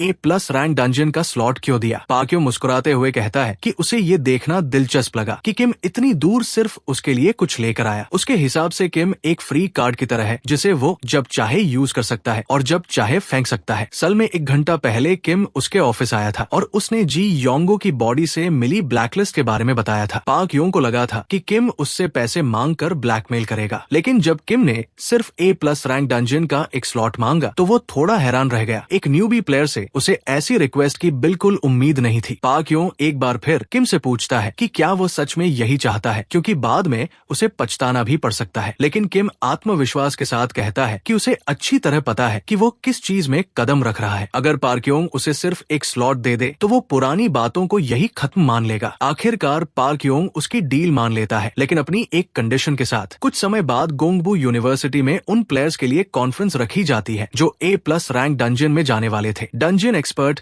सबको डंजन और उसके अंदर मौजूद खतरों के बारे में जानकारी देता है। ये भी एक ORC डंजन था, लेकिन इसमें मौजूद ORC चैंपियंस ORC हंटर से कहीं ज्यादा ताकतवर थे। डंजन में मैक्सिमम 150 प्लेयर्स एंट्री कर सकते थे और कंडीशन ये थी कि उनका लेवल 120 से कम होना चाहिए। किम इस डंजन के बारे में अपनी पिछली जिंदगी से जानता था क्योंकि आगे चलकर ये डंजन एक बड़ी ट्रेजेडी साबित हुआ था। इस डंजन में लगभग 70 प्लेयर्स मारे गए थे जो अंदर गए कुल प्लेयर्स का लगभग आधा हिस्सा था। पिछली जिंदगी में भी किम को शक था कि उन प्लेयर्स में से कई ऑर्क्स के हाथों नहीं मरे थे, बल्कि दूसरे प्लेयर्स ने उन्हें मारा था, लेकिन उसके पास कोई प्रूफ नहीं था, इसलिए वो उनके लिए कुछ नहीं कर पाया। अब जबकि उसे दूसरी जिंदगी मिली थी, उसने फैसला कर लिया था कि इस बार वो इस ट्रेजेडी को होने से रोकेगा। साथ ही वो डंजन के रिवॉर्ड को लेकर भी काफी क्यूरियस था। आखिर यही वो रिवॉर्ड था जो बाद में मेसाया गिल्ड के हाथ लगा था। इसी वजह से किम को शक होने लगा था कि शायद ली सेजुन शुरुआत से उतना नेक इंसान था ही नहीं जितना वो दिखता था। किम को लगता था कि लगभग आधे प्लेयर्स की मौत के पीछे ली सेजुन का हाथ था। हालांकि उसका मानना था कि ली सेजुन ने खुद किसी को नहीं मारा होगा, बल्कि उसने दूसरे गिल्ड्स में अपने लोग बिठा रखे होंगे और उन्हीं से ये सब करवाया होगा। मीटिंग खत्म होने के बाद सभी प्लेयर्स डंजन गेट के सामने इकट्ठा हो जाते हैं और टेलीपोर्ट होकर डंजन के अंदर पहुंच जाते हैं। डंजन के अंदर पहुंचते ही हर तरफ प्लेयर्स ही प्लेयर्स दिखाई देते हैं। इतने सारे प्लेयर्स होने की वजह से काफी लोग कंफ्यूज थे कि क्या करना है, लेकिन मेसाया गिल्ड हमेशा की तरह सबसे ऑर्गेनाइज्ड थी। सबसे पहले उसी ने प्रॉपर फॉर्मेशन बना ली और ये देखकर बाकी गिल्ड्स भी अपनी फॉर्मेशन तैयार करने लगती है। इसी बीच जंगल से एक ORC निकलकर सीधे प्लेयर्स पर हमला कर देता है। मेसाया गिल्ड तुरंत एक्शन लेती है। उनका मेन टैंक अपनी स्किल यूज करके ORC का एग्रो अपनी तरफ खींच लेता है, जबकि उनकी कास्टर अपनी स्पेल से ORC को खत्म कर देती है। सबको लगता है कि काम खत्म हो गया है, लेकिन तभी अचानक पूरी जमीन कांपने लगती है। अगले ही पल सैकड़ों ऑक्स का एक विशाल झुंड जंगल से बाहर निकलता है और प्लेयर्स की तरफ दौड़ पड़ता है। उधर किम एक पेड़ पर अकेला बैठा ये पूरा सीन देख रहा था। उसके चेहरे पर कोई घबराहट नहीं थी क्योंकि उसने शुरू से ही गिल्ड्स के साथ मिलकर लड़ने का प्लान नहीं बनाया था। वो हमेशा अकेले काम करना पसंद करता था। अब जब ये केओस शुरू हो चुका था, उसे अपने प्लान पर काम करने का परफेक्ट चांस मिल गया, इसलिए वो चुपचाप वहाँ से निकल जाता है और अपने मिशन पर ध्यान देने लगता है। किम का प्लान बहुत सिंपल था। वो चाहता था कि गिल्ड्स डंजन में मौजूद 1000 ऑक्स को संभाले और वो खुद ORC चैंपियन को ढूंढे। उसके बाद वो अकेले ORC चैंपियन को खत्म करेगा और डंजन का रिवॉर्ड भी अपने नाम कर लेगा बिना किसी को कुछ पता चले। किम जानता था कि सभी गिल्ड्स पहले 1000 ऑक्स को खत्म करने में लग जाएंगी क्योंकि एलीट ऑक्स से लड़ने से पहले यही सबसे सेफ स्ट्रैटेजी थी। लेकिन यही सिचुएशन किम जैसे अकेले प्लेयर्स के लिए मौका भी बन जाती थी। दूसरी तरफ बैटल का शोर ORC चैंपियन तक भी पहुंच चुका था। ORC चैंपियन तुरंत अपने ORC सोल्जर्स को बाहर भेजता है ताकि वे पता लगा सके कि आखिर हो क्या रहा है और जो भी परेशानी पैदा कर रहा है उसे खत्म कर दे। किम दूर खड़े होकर ये सब देख रहा था और अंदर ही अंदर खुश हो रहा था क्योंकि अगर ORC चैंपियन अपने सोल्जर्स को साथ रखता तो उसे चैंपियन और बाकी ORC सोल्जर्स दोनों से एक साथ लड़ना पड़ता। उधर गिल्ड प्लेयर्स की तरफ प्लेयर्स ने अभी ऑर्क्स की पहली वेव को खत्म ही किया था कि उन्हें खबर मिलती है कि लगभग 900 और ऑर्क्स उनकी तरफ बढ़ रहे हैं। ग्रुप का लायन गिल्ड लीडर फैसला करता है कि अभी के लिए पीछे हटना बेहतर होगा, क्योंकि एक्सपेडिशन के इस स्टेज पर उनके पास इतना इक्विपमेंट नहीं था कि वे पूरी ORC आर्मी का सामना कर सके। लेकिन बाकी गिल्ड्स को ये फैसला बिल्कुल पसंद नहीं आता और वे लायन गिल्ड को कायर कहने लगते हैं। फिर भी लायन गिल्ड को इन बातों से कोई फर्क नहीं पड़ता और वे अगली लड़ाई की तैयारी करने के लिए पीछे हट जाते हैं। दूसरी तरफ किम ORC चैंपियन पर हमला करने के लिए तैयार था। वो अपने 2 स्केलेटन सोल्जर समन करता है और उन्हें ORC चैंपियन की तरफ भेज देता है ताकि उसका ध्यान भटक सके। इस बार भी उसका प्लान पहले जैसा ही था। वो अपने जहरीले खून से एरो को इन्फ्यूज करेगा, ORC चैंपियन को घायल करेगा, पॉइजन उसे कमजोर करेगा और फिर थोड़ी देर फाइट को खींचने के बाद वो आसानी से उसे खत्म कर देगा। किम को लगा था कि ये फाइट काफी आसान रहने वाली है, लेकिन जैसे ही उसके दोनों स्केलेटन सोल्जर्स ORC चैंपियन पर टूट पड़ते हैं, उनमें से एक तुरंत खत्म हो जाता है, जबकि दूसरा बड़ी मुश्किल से उसका एक अटैक डॉज कर पाता है। ये देखकर किम को तुरंत एहसास हो जाता है कि ये ORC चैंपियन उसकी पिछली जिंदगी में सुनी गई बातों से कहीं ज्यादा ताकतवर है। ये समझते ही वो तुरंत अपना बो निकालता है और उसकी आंख पर निशाना लगाने की कोशिश करता है, लेकिन ORC चैंपियन एरो को डॉज कर देता है, जिसे देखकर किम भी हैरान रह जाता है, क्योंकि उसने नहीं सोचा था कि उसकी परसेप्शन इतनी ज्यादा होगी। कुछ ही देर बाद दूसरा स्केलेटन सोल्जर भी कुछ नहीं कर पाता। उसकी स्वॉर्ड ORC चैंपियन की मोटी स्किन से टकराते ही टूट जाती है। किम थोड़ा चिढ़ जाता है, क्योंकि उसका लगभग परफेक्ट प्लान इतनी आसानी से फेल हो गया था। अपनी मौजूदा ताकत के साथ उसके पास ORC चैंपियन को हराने का कोई तरीका नहीं था, इसलिए वो पीछे हटने का फैसला करता है। लेकिन हैरानी की बात ये थी कि ORC चैंपियन भी उसका पीछा करने लगता है। आमतौर पर डंजन मॉन्स्टर्स पीछे हटते इंसानों का पीछा नहीं करते, लेकिन ORC चैंपियन अलग था। काफी देर तक किम का पीछा करने के बाद वो रुक जाता है, क्योंकि किम घने जंगल का फायदा उठाकर अपनी प्रेजेंस छिपा लेता है। उसी जंगल में लायन गिल्ड के मेंबर्स भी ORC चैंपियन को ढूंढ रहे थे। जब वे किम को पेड़ों के ऊपर से एक ब्रांच से दूसरी ब्रांच पर कूदते हुए देखते हैं, तो वे हैरान रह जाते हैं, क्योंकि उन्हें उम्मीद नहीं थी कि कोई और भी अकेले ORC चैंपियन का शिकार करने निकला होगा। लकीली किम का चेहरा छिपा हुआ था, इसलिए कोई उसे पहचान नहीं पाया। किम के जंगल से निकलने के बाद लायन गिल्ड के मेंबर्स एक एक करके गिरने लगते हैं। उनका लीडर शॉक में आ जाता है और छिपे हुए हमलावर को बाहर आने के लिए चिल्लाता है, लेकिन कोई जवाब नहीं आता। कुछ ही देर बाद लीडर भी गिर जाता है और पूरी टीम खत्म हो जाती है। जब किम बेस कैंप पहुंचता है तो वो हैरान रह जाता है, क्योंकि लोग अगली लड़ाई की तैयारी करने की बजाय शोक मना रहे थे। दूसरे प्लेयर्स की बातें सुनकर उसे पता चलता है कि लायन गिल्ड पूरी तरह खत्म हो चुकी है। किसी को नहीं पता कि उनकी मौत कैसे हुई, लेकिन उनकी बॉडीज इतनी बुरी हालत में मिली थी कि कोई समझ नहीं पाया कि उनके साथ क्या हुआ था। लगभग सभी प्लेयर्स मान रहे थे कि ये ऑर्क्स का काम है, लेकिन किम जानता था कि ये किसी इंसान का किया हुआ काम था, क्योंकि उसे अपनी पिछली जिंदगी की बातें याद थी। भले ही किम को किसी प्लेयर से कोई खास लगाव नहीं था, फिर भी वो नहीं चाहता था कि वे एक दूसरे को मारे, क्योंकि इससे प्लेयर्स कमजोर हो जाएंगे और डंजन क्लियर करना उसके लिए और मुश्किल हो जाएगा। अगले दिन सुबह सभी प्लेयर्स फिर से ऑर्क से लड़ने के लिए इकट्ठा होते हैं, लेकिन इस बार उनका मोरल बहुत नीचे था, क्योंकि लायन गिल्ड की मौत और ऑर्क्स की संख्या दोनों ने उन्हें डरा दिया था। उधर किम एक बार फिर बैटलफील्ड से गायब हो जाता है और ORC चैंपियन को ढूंढने निकल पड़ता है, लेकिन इस बार वो अपनी स्ट्रैटेजी बदल देता है। बो और एरो खुद इस्तेमाल करने की बजाय वो उन्हें अपने स्केलेटन सोल्जर्स को दे देता है, ताकि वे दूर से ORC चैंपियन को परेशान करते रहें और वो खुद चैंपियन से लड़ सके। ORC चैंपियन भी किम को पहचान लेता है। उसे याद था कि यही वही इंसान है जो पिछली बार उससे भाग गया था। इस बार वो शुरुआत से ही ORC फैंग की पावर एक्टिवेट कर देता है ताकि किम को जल्दी खत्म कर सके, लेकिन जैसे ही वो एक्स लेकर किम की तरफ बढ़ता है, स्केलेटन सोल्जर्स की तरफ से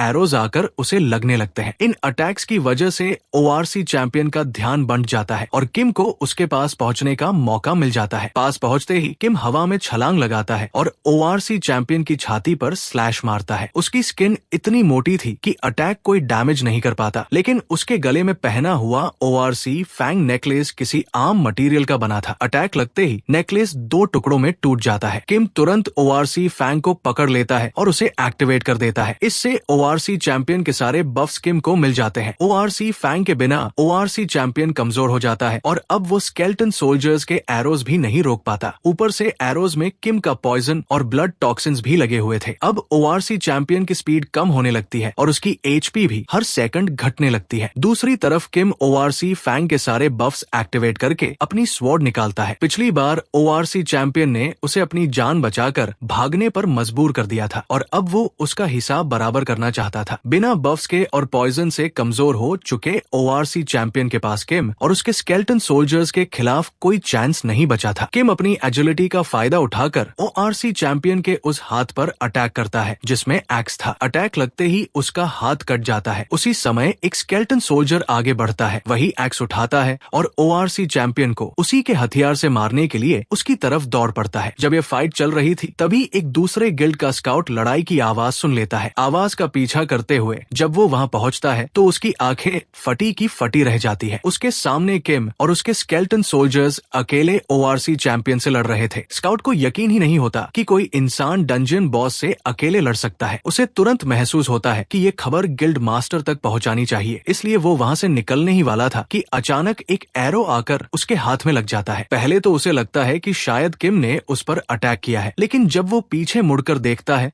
तो वहाँ स्कल गिल्ड का एक मेंबर खड़ा था। स्कल गिल्ड का वो आदमी बिना किसी हिचकिचाहट के स्काउट को मार देता है क्योंकि वो नहीं चाहता था कि ये खबर बाहर जाए। ऊपर से वो स्काउट उनकी ब्लैकलिस्ट में भी था। स्काउट को खत्म करने के बाद बाकी स्कल गिल्ड मेंबर्स भी वहाँ आ जाते हैं और आपस में बात करने लगते हैं कि किम के साथ क्या किया जाए। उनमें से कुछ लोग कहते हैं कि किम को ORC चैंपियन मारने दो, जब वो बॉस को खत्म कर लेगा तब वे आएंगे, किम को खत्म करेंगे और सारा लूट अपने नाम कर लेंगे। आखिर में बाकी सभी स्कल गिल्ड मेंबर्स वहाँ से चले जाते हैं और सिर्फ एक आदमी पीछे रह जाता है जो स्काउट की बॉडी को घसीट कर ले जाने लगता है। उसका प्लान था कि बॉडी को ऑक्स के पास फेंक देगा ताकि सारे सबूत मिट जाएं। उधर दूसरी तरफ बाकी प्लेयर्स आखिरकार ऑक्स की आखिरी वेव्स को भी खत्म कर देते हैं। अब सिर्फ ORC चैंपियन बचा था। फीनिक्स गिल्ड का लीडर अपने लोगों को बैटलफील्ड साफ करने के लिए कह रहा था ताकि वे ORC चैंपियन को ढूंढने निकल सके, लेकिन तभी अचानक सबके सामने एक नोटिफिकेशन आ जाता है जिसमें लिखा था कि ORC चैंपियन को डिफीट कर दिया गया है। ये देखते ही पूरा डंजियन केओस में बदल जाता है। हर कोई जानना चाहता था कि आखिर किस गिल्ड ने अग्रीमेंट तोड़कर अकेले बॉस हंट कर लिया। मैसाया गिल्ड को सबसे पहले लायन गिल्ड पर शक होता है क्योंकि शुरुआत में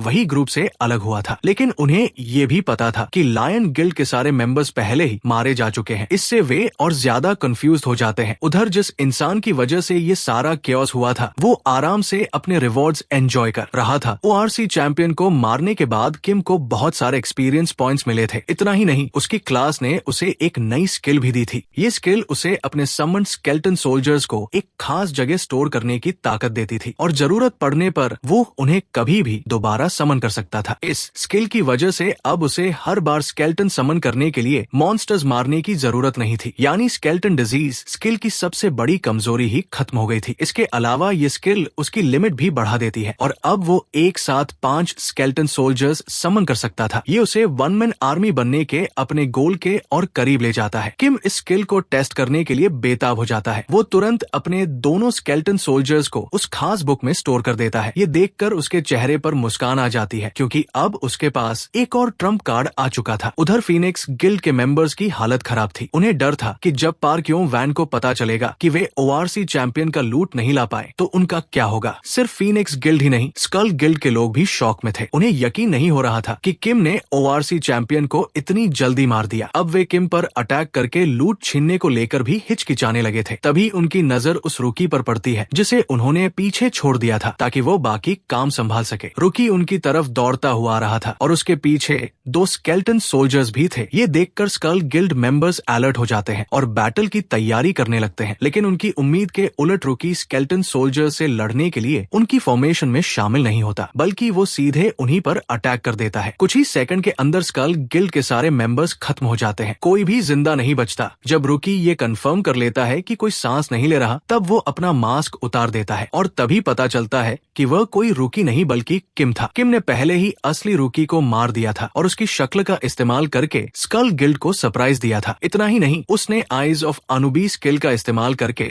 उसकी मेमोरीज भी देख ली थी, लेकिन रुकी गिल्ड में नया था इसलिए उसके पास ज्यादा इन्फॉर्मेशन नहीं थी। इसी वजह से किम फैसला करता है कि अब वो स्कल गिल्ड लीडर की मेमोरीज देखेगा। उन मेमोरीज से किम को पता चलता है कि 70 प्लेयर्स के गायब होने के पीछे स्कल गिल्ड का हाथ था, लेकिन मैसाया गिल्ड के साथ उनका क्या कनेक्शन था ये अभी भी साफ नहीं हुआ था। इसलिए किम सीधे स्कल गिल्ड मास्टर को ढूंढने निकल पड़ता है। रुकी की मेमोरीज से उसे पहले ही उनकी लोकेशन पता चल चुकी थी, इसलिए उन्हें ढूंढने में ज्यादा समय नहीं लगता। लगता। वहाँ पहुंचते ही किम अपने स्केल्टन सोल्जर समन करता है और पूरे स्कल गिल्ड का सफाया कर देता है। वो ये भी ध्यान रखता है कि कोई भी भाग न पाए। जहाँ तक स्कल गिल्ड मास्टर की बात थी, वो डर की वजह से पीछे नहीं हट रहा था। उसे डर था कि किम उसे जिंदा पकड़कर उससे इन्फॉर्मेशन निकलवाएगा। इसलिए गिल्ड के सीक्रेट्स बचाने के लिए वो खुद ही अपनी जान ले लेता है। आमतौर पर डेड मैन नो सीक्रेट्स वाली बात सही होती, लेकिन किम के पास आइज ऑफ अनुबीस थी, इसलिए ये किम का काम और आसान कर देता है। अब उसे खुद अपने हाथ गंदे करने की जरूरत नहीं थी। अपने स्केल्टन सोल्जर्स को बैटलफील्ड साफ करने का ऑर्डर देने के बाद किम आइज ऑफ अनुबीस एक्टिवेट करता है और स्कल गिल्ड मास्टर की मेमोरीज में झांकने लगता है। वही उसे एक भयानक सच पता चलता है। उसे समझ आता है कि ली सेजुन कोरिया के उभरते हुए टैलेंट्स को क्यों खत्म करवा रहा था। मेमोरीज के अंदर उसे स्कल गिल्ड मास्टर का असली नाम पता चलता है, जो हयातो था। किम देखता है कि हयातो एक जापानीज आदमी से मिल रहा है। वो आदमी हयातो को ऑर्डर देता है कि वो अपना नाम कोरियन जैसा रखे और कोरिया में घुसकर स्कल गिल्ड में शामिल हो जाए। उसका मिशन था कोरिया की इंफॉर्मेशन इकट्ठा करना, ताकि जापान कोरिया के रिसोर्सेज पर कब्जा कर सके और खुद को और ताकतवर बना सके। उसके बाद वो जापानीज आदमी हयातो को जापान के 2 सेलेस्टियल से मिलवाता है, जो कोरिया में उसके मिशन में उसकी मदद करने वाले थे। और सबसे चौंकाने वाली बात ये थी कि वे दोनों सेलेस्टियल्स कोई और नहीं बल्कि मेसाया, गिल्ड के स्वॉर्ड मास्टर और आर्चर मास्टर थे। हयातो उन दोनों से मिलकर सम्मान महसूस करता है और मेमोरी वही खत्म हो जाती है। एक दूसरी मेमोरी में हयातो को नया ऑर्डर मिलता है। उसे कोरिया के ब्रोकर ओसाई चैन को मारने के लिए कहा जाता है, क्योंकि पिछले कुछ डंजन बिड्स में वह जापानीज ब्रोकर के लिए लगातार परेशानी खड़ी कर रहा था। मेमोरीज खत्म होने के बाद किम अपनी मुट्ठी कसकर बंद कर लेता है। उसे यकीन ही नहीं हो रहा था कि जिन 2 लोगों का वो सबसे ज्यादा सम्मान करता था, वही अपने देश और लोगों के गद्दार निकले। उसकी पिछली जिंदगी में स्वॉर्ड मास्टर और आर्चर मास्टर सिर्फ उसके मेंटोर ही नहीं थे, बल्कि ऐसे कॉमरेड्स भी थे जिन पर वो आंख बंद करके भरोसा कर सकता था। लेकिन अब पता चला कि वे भी ली सेजुन और पाक सिन्ही से अलग नहीं थे। इसके अलावा किम की इंटरेस्ट ओसाई चैन में भी बढ़ जाती है, क्योंकि पिछली जिंदगी में उसने इस आदमी के बारे में कभी नहीं सुना था। इसका मतलब साफ था कि ओसाई चैन का असैसिनेशन सफल हो गया था। इसलिए इस जिंदगी में किम फैसला करता है कि वो ओसाई चैन को बचाएगा। वैसे भी उसे डंजन्स की बिडिंग के लिए एक ब्रोकर की जरूरत थी। उधर रियल वर्ल्ड में 2 डंजन मैनेजर्स अपनी कार में बैठे प्लेयर्स के डंजन क्लियर करने का इंतजार कर रहे थे। उनमें से एक रुकी था, इसलिए उसे डर था कि कहीं डंजन ब्रेकआउट न हो जाए। लेकिन दूसरा मैनेजर उसे समझाता है कि हंगामा जरूर होगा, मगर मॉन्स्टर्स की वजह से नहीं। असली प्रॉब्लम तो प्लेयर्स खुद है, जो बचे हुए लूट के लिए एक दूसरे से लड़ेंगे। तभी उनकी नजर डंजन से बाहर निकलते एक प्लेयर पर पड़ती है। वो कोई और नहीं बल्कि किम था और उसकी हालत काफी खराब थी। दोनों मैनेजर्स तुरंत मेडिकल स्टाफ के साथ उसकी मदद करने दौड़ पड़ते हैं। किम के बाद बाकी प्लेयर्स भी बाहर आने लगते हैं, लेकिन किसी के चेहरे पर खुशी नहीं थी। ये साफ दिखा रहा था कि डंजन के अंदर कुछ बहुत गलत हुआ था। अगली सुबह डंजन की खबर हर जगह फैल जाती है। रिपोर्ट्स में बताया जाता है कि 31 प्लेयर्स मारे गए और स्कल गिल्ड का नामो निशान तक मिट गया। पार्क यों वैन भी ये खबर पढ़ता है और बुरी तरह गुस्सा हो जाता है। उसने इस डंजन हंट पर बहुत पैसा लगाया था, लेकिन आखिर में उसे ये तक नहीं पता चला कि ORC चैंपियन का लूट किसे मिला। वो तुरंत अपने फैक्शन के उन सभी प्लेयर्स को बुलाता है जिन्हें उसने डंजन में भेजा था। वो उनसे उनकी नाकामी की वजह पूछता है, लेकिन कोई भी सही जवाब नहीं दे पाता। इससे पार्क यों वैन का गुस्सा और बढ़ जाता है। वो सभी को धमकी देता है कि उसका लगाया हुआ पैसा 5 गुना करके वापस लाओ, नहीं तो वो उनका फ्यूचर खत्म कर देगा। ये सुनकर सभी प्लेयर्स के चेहरे का रंग उड़ जाता है, लेकिन कोई भी उसके खिलाफ बोलने की हिम्मत नहीं करता। प्लेयर्स के जाने के बाद उसकी सेक्रेटरी उसे किम की इंजरीज के बारे में बताती है। वो कहती है कि किम की चोटें ऑक्स ने नहीं बल्कि दूसरे प्लेयर्स ने दी थी। ये सुनकर पार्क यों वैन को शक होता है कि किम इस पूरे मामले के बारे में कुछ जानता है, इसलिए वो तुरंत हॉस्पिटल जाने का फैसला करता है, क्योंकि उसे डर था कि कहीं किम किसी और को जानकारी न दे दे। हॉस्पिटल में किम अपने रूम में आराम कर रहा था। फीनिक्स गिल्ड का एक मैनेजर उससे उसकी इंजरीज के बारे में पूछताछ करने आता है, लेकिन किम अनजान बन जाता है और कुछ नहीं बताता। मैनेजर के जाने के बाद पार्क यों वैन और उसकी सेक्रेटरी रूम में आते हैं और किम से पूछते हैं कि आखिर हुआ क्या था। किम उनसे झूठ बोलता है कि उसने स्कल गिल्ड को ORC चैंपियन से लड़ते हुए देखा था। बाकी डिटेल्स के बारे में वो कहता है कि उसे ज्यादा कुछ नहीं पता, क्योंकि तभी किसी असैसिन ने पीछे से उस पर अटैक कर दिया था। वो ये भी कहता है कि असैसिन लगभग उसे मार ही देता, लेकिन उसने अपने ब्लड टॉक्सिन से उसे पॉइजन कर दिया और किसी तरह वहां से बच निकला। पाक योंग वैन उसकी बात पर भरोसा कर लेता है क्योंकि किम की बात पूरी तरह झूठ भी नहीं थी। वैसे भी स्कल गिल्ड पहले से ही काफी सस्पिशियस थी। थोड़ी देर बात करने के बाद पाक योंग वैन जाने लगता है, लेकिन तभी उसे एक जरूरी बात याद आती है। वो किम से पूछता है कि क्या इस मामले पर चुप रहने की कोई कीमत है। ये सुनकर किम अंदर ही अंदर मुस्कुरा देता है क्योंकि आखिरकार मछली कांटे में फंस चुकी थी। वो कहता है कि उसे सिर्फ एक चीज चाहिए और वह है ओसाई चैन नाम के आदमी की इन्फॉर्मेशन। पाक योंग वैन ओसाई चैन को जानता था। वो किम की बात मान जाता है, लेकिन एक कंडीशन पर। वो चाहता था कि किम आगे भी उसके लिए स्पाई का काम करता रहे। डील होने के बाद पाक योंग वैन वहां से चला जाता है, जबकि किम अपने अकड़े हुए शरीर को स्ट्रेच करते हुए खड़ा हो जाता है। किम काफी खुश था क्योंकि उसने पाक योंग वैन को ली सेजुन और उसके लोगों के खिलाफ लगा दिया था। इससे उसे खुद मजबूत होने के लिए ज्यादा समय मिलने वाला था। दूसरी तरफ पाक योंग वैन भी स्कल गिल्ड के बारे में जानकारी जुटाने में लग जाता है। उसे पता चलता है कि कोरिया की टॉप गिल्ड्स में से एक होने के बावजूद स्कल गिल्ड का एक भी स्पॉन्सर नहीं था। ये बात उसे अजीब लगती है। उसके हिसाब से इतनी बड़ी गिल्ड बिना स्पॉन्सर्स के नहीं चल सकती, इसलिए उसे शक होने लगता है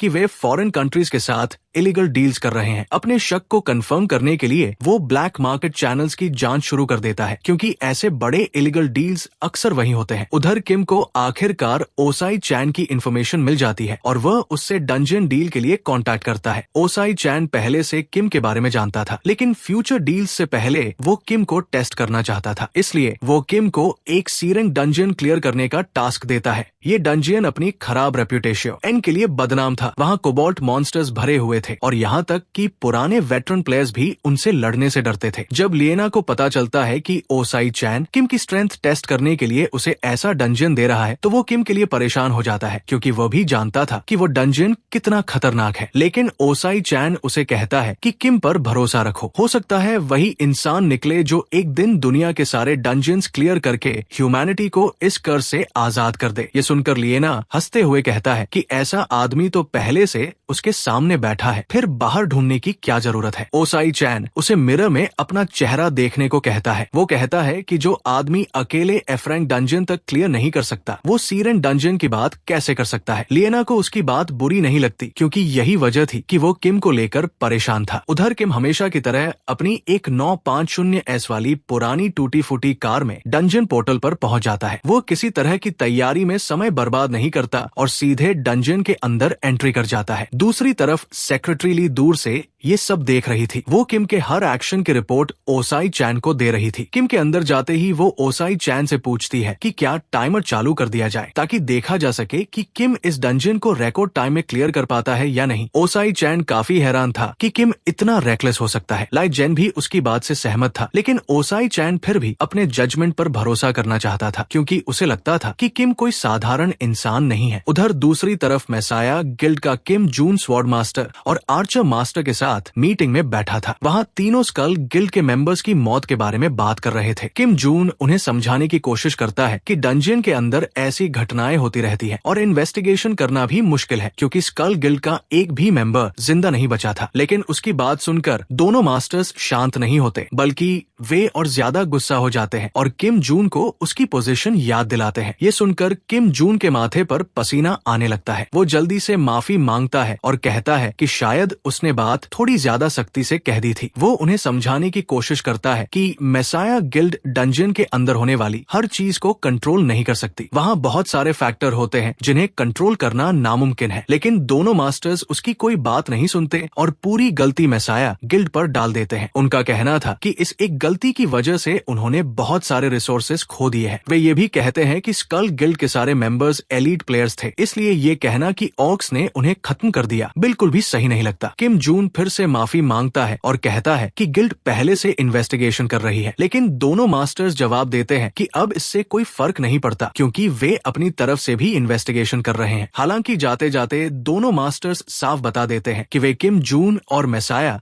गिल्ड से बेहद नाखुश है। ये सुनकर किम जून और ज्यादा डर जाता है क्योंकि वह दोनों में से किसी को भी नाराज नहीं करना चाहता था। बाहर आने के बाद दोनों मास्टर्स खुद भी फंसे हुए थे क्योंकि उन्हें समझ नहीं आ रहा था कि आखिर कौन ऐसा इंसान हो सकता है जिसने पूरे स्कल गिल्ड को खत्म कर दिया और कोई सबूत भी नहीं छोड़ा। उन्हें यकीन नहीं था कि ये किसी एक आदमी का काम हो सकता है, इसलिए वे किसी ऐसे फैक्शन को ढूंढने का सोचते हैं जिसकी स्कल गिल्ड या बाकी प्लेयर से दुश्मनी रही हो। उधर कोबाल्ट डंजियन पोर्टल के पास दो आदमी निगरानी कर रहे थे ताकि अगर कुछ गलत हो तो वे तुरंत एक्शन ले सकें। दोनों को पूरा भरोसा था कि किम डंजियन हंट में फेल हो जाएगा, इसलिए वे आराम से बैठे हुए थे। लेकिन तभी अचानक डंजियन पोर्टल बंद हो जाता है। इसका मतलब था कि डंजियन क्लियर हो चुका है। दोनों आदमी तुरंत किम को ढूंढने की कोशिश करते हैं, लेकिन तब तक किम अपनी पुरानी टूटी फूटी कार में वहां से निकल चुका था। उधर ओसाई चैन को भी उन दोनों आदमियों से खबर मिल जाती है कि वे किम पर नजर नहीं रख पाए। ये सुनकर ओसाई चैन उन पर गुस्सा हो जाता है और कहता है कि पैसे लेने के बावजूद वे अपना काम ठीक से नहीं कर पाए। लेकिन सेक्रेटरी ली उसे याद दिलाती है कि वे दोनों पैसे लेकर काम नहीं कर रहे थे, वे तो उसके अपने शहर के लोग थे और मुफ्त में मदद कर रहे थे। ये सुनते ही ओसाई चैन को थोड़ा बुरा लगता है और वह उन्हें बिना कुछ और कहे जाने देता है। दूसरी तरफ